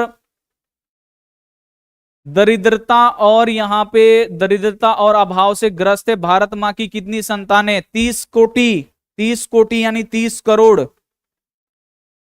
भारत मां की जो 30 करोड़ संतानें हैं वो दरिद्रता और अभाव से ग्रस्त है, इसे आपको यहां पे याद रखना है, ठीक है गोल्डी जी, बहुत ही बढ़िया। चलो अगला जो क्वेश्चन है, मिट्टी की अबोध मूर्तें कौन है, मिट्टी की अबोध यानी बिना बोलने वाली, जैसे देखते हैं मिट्टी का पुतला बना दीजिए हंसता हुआ, उस पे कितना भी गर्म पानी डालिए, तेल में उसे फ्राई कर दीजिए, उसको मिट्टी में आग लगा दीजिए, लेकिन उसका चेहरा देखिएगा तो वो हंसते रहेगा। वही यहां पे बोल रहा है, मिट्टी की अबोध मूर्तें कौन है, जिसपे इतना अत्याचार हो रहा है लेकिन वो बोल नहीं रहा है, वो कौन है, तो भारत की जनता। ये कब का बात है, तो जब अंग्रेज हमको गुलाम बना के हम लोगों को सता रहा था तब का बात है। अगला जो क्वेश्चन है, गरीब बस्तियों में क्या हुआ, तो गरीब बस्तियों में धमाके से देवी जागरण हुआ, इसे आपको याद रखना है, धमाके से देवी जागरण हुआ, सी वाला ऑप्शन बिल्कुल सही जाएगा। जो कुछ नहीं जानता उसे क्या कहते हैं, तो जो सब कुछ जानता है वो सर्वज्ञ है, जो थोड़ा बहुत जानता है वो अल्पज्ञ है, और जो कुछ नहीं जानता है वो क्या है बाबू, आपको याद रखना है, अज्ञ है। समझ में आया, जो सब कुछ जानता है उसे सर्वज्ञ बोलते हैं, जो थोड़ा बहुत जानता है वो अल्पज्ञ है, और जो कुछ भी नहीं जानता है वो क्या है, अज्ञ है, इसे आपको याद रखना है। नेक्स्ट, आंख लाल पीला करना मुहावरे का सही अर्थ क्या है, भाई मुहावरा 2-3 गो रहेगा। आंख लाल पीला करना, कब आदमी आंख लाल पीला करता है, इसे ऐसा कस के ताक देंगे आप लोग खिसिया जाइएगा। पिताजी लोग करते हैं ना आंख लाल, जैसे बाजार में से जाइएगा सामान खरीदने, उल्टा सामान खरीद के लाइएगा, तुमको क्या बोले थे लाने के लिए, ये लाया है, ले जाकर फेरो जल्दी, होता है कि नहीं। तो आंख लाल पीला करना क्या होता है, देखिए बच्चा आंख लाल पीला भी कर रहा है। आंख लाल पीला करने का अर्थ क्या हुआ, तो आपको याद रखना है गुस्सा करना, ठीक है, ए वाला जो ऑप्शन होगा बिल्कुल राइट होगा। नेक्स्ट अगला क्वेश्चन है, मदन ने कासू के कितने दांत तोड़ दिए भाई, मदन ने कासू के कितने दांत तोड़े थे, 2 गो दांतवा तोड़ दिया था, एक फाइट मारा, कासू का 2 गो दांत टूट गया, और वो बेचारा चिल्लाते हुए घर पे भागा। कवि माली मालिन किसे कहा है, तो कौन कवि बोलते हैं, रसखान माली मालिन किसे बोलते हैं, तो आपको याद रखना है राधा कृष्ण को। ये भी क्वेश्चन पूछ सकता है कि राधा कृष्ण को माली मालिन किसने कहा है, तो राधा कृष्ण को माली मालिन किसने कहा है, रसखान बोलते हैं, ठीक है, तो ये आपको याद रखना है। नौबत खाने में इबादत साहित्य की कौन सी विधा है, तो नौबत खाने में इबादत, ये व्यक्ति चित्र है, व्यक्ति के बारे में बताया गया है, जिसमें बिस्मिल्लाह खान है, पढ़ाएंगे तो आपको समझ में आएगा। अगला क्वेश्चन है, जो ईश्वर में विश्वास करता है उसे क्या कहते हैं, तो जो ईश्वर में विश्वास करता है उसे क्या बोलते हैं, आस्तिक। जो ईश्वर में विश्वास नहीं करता है उसे एथिस्ट बोलते हैं, नास्तिक बोलते हैं, इसे आपको याद रखना है। तो जो ईश्वर में विश्वास करता है उसे आस्तिक, और जो ईश्वर में विश्वास नहीं करता है उसे नास्तिक, ठीक है। चलिए हो गया जी, अब कहां चले, 100 गो तो क्वेश्चन हो गया, 100 गो में से आपका कितना सी हुआ जल्दी से बताइए, और 9 बजे रात में आपका चल रहा है आज धातु अधातु, और एक राय लेना है, आप लोग यहां पे रुकिए जल्दी, राय ये है भाई, कोनो गलती नहीं है भाई। आपको कौन गलती सीधा उल्टा सीधा पढ़ा दिया है? राय ये है कि कल क्या है, आप लोग बताइए जल्दी से, कल क्या है?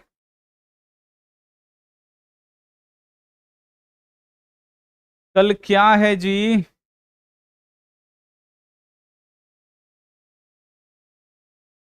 गोल्डू कल क्या है?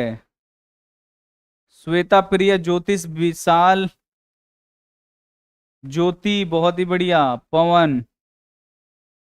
कल क्या, अरे यार कल दिन है। अरे यार कल सप्तमी पूजा नवरात्रि मेला है सर जी। तो मेला देखने जाइएगा 7 बजे, बोल दीजिए यस या नो। अभी ना कि बोल दीजिए नहीं, आज चले जाइए मेला देखने, फिर हम अकेले ही यहाँ पे बैठ के ये करेंगे।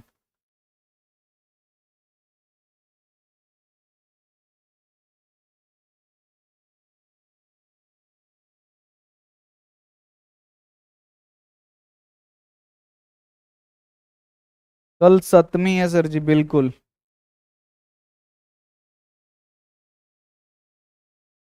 सोशल साइंस बाबू होगा, जस्ट अभी होगा यार, इतना टेंशन काहे ले रहे हो ये भाई, हमारा ज्यादा टेंशन तो आपको हो गया है जी। हो जाएगा भाई, हो जाएगा, भगवानपुर वाले बच्चे हो जाएगा।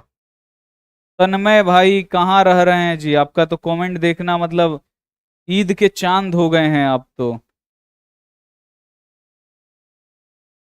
झगड़ा उगड़ा कर लिए हैं क्या किसी से कि कमेंट वमेंट नहीं कर रहे हैं? कल जाइएगा मेला जी, आज क्लास ऑफ क्वीन।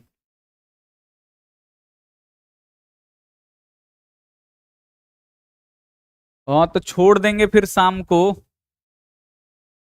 नहीं तो हल्का हल्का टॉपिक छोटा छोटा पढ़ाना पड़ेगा।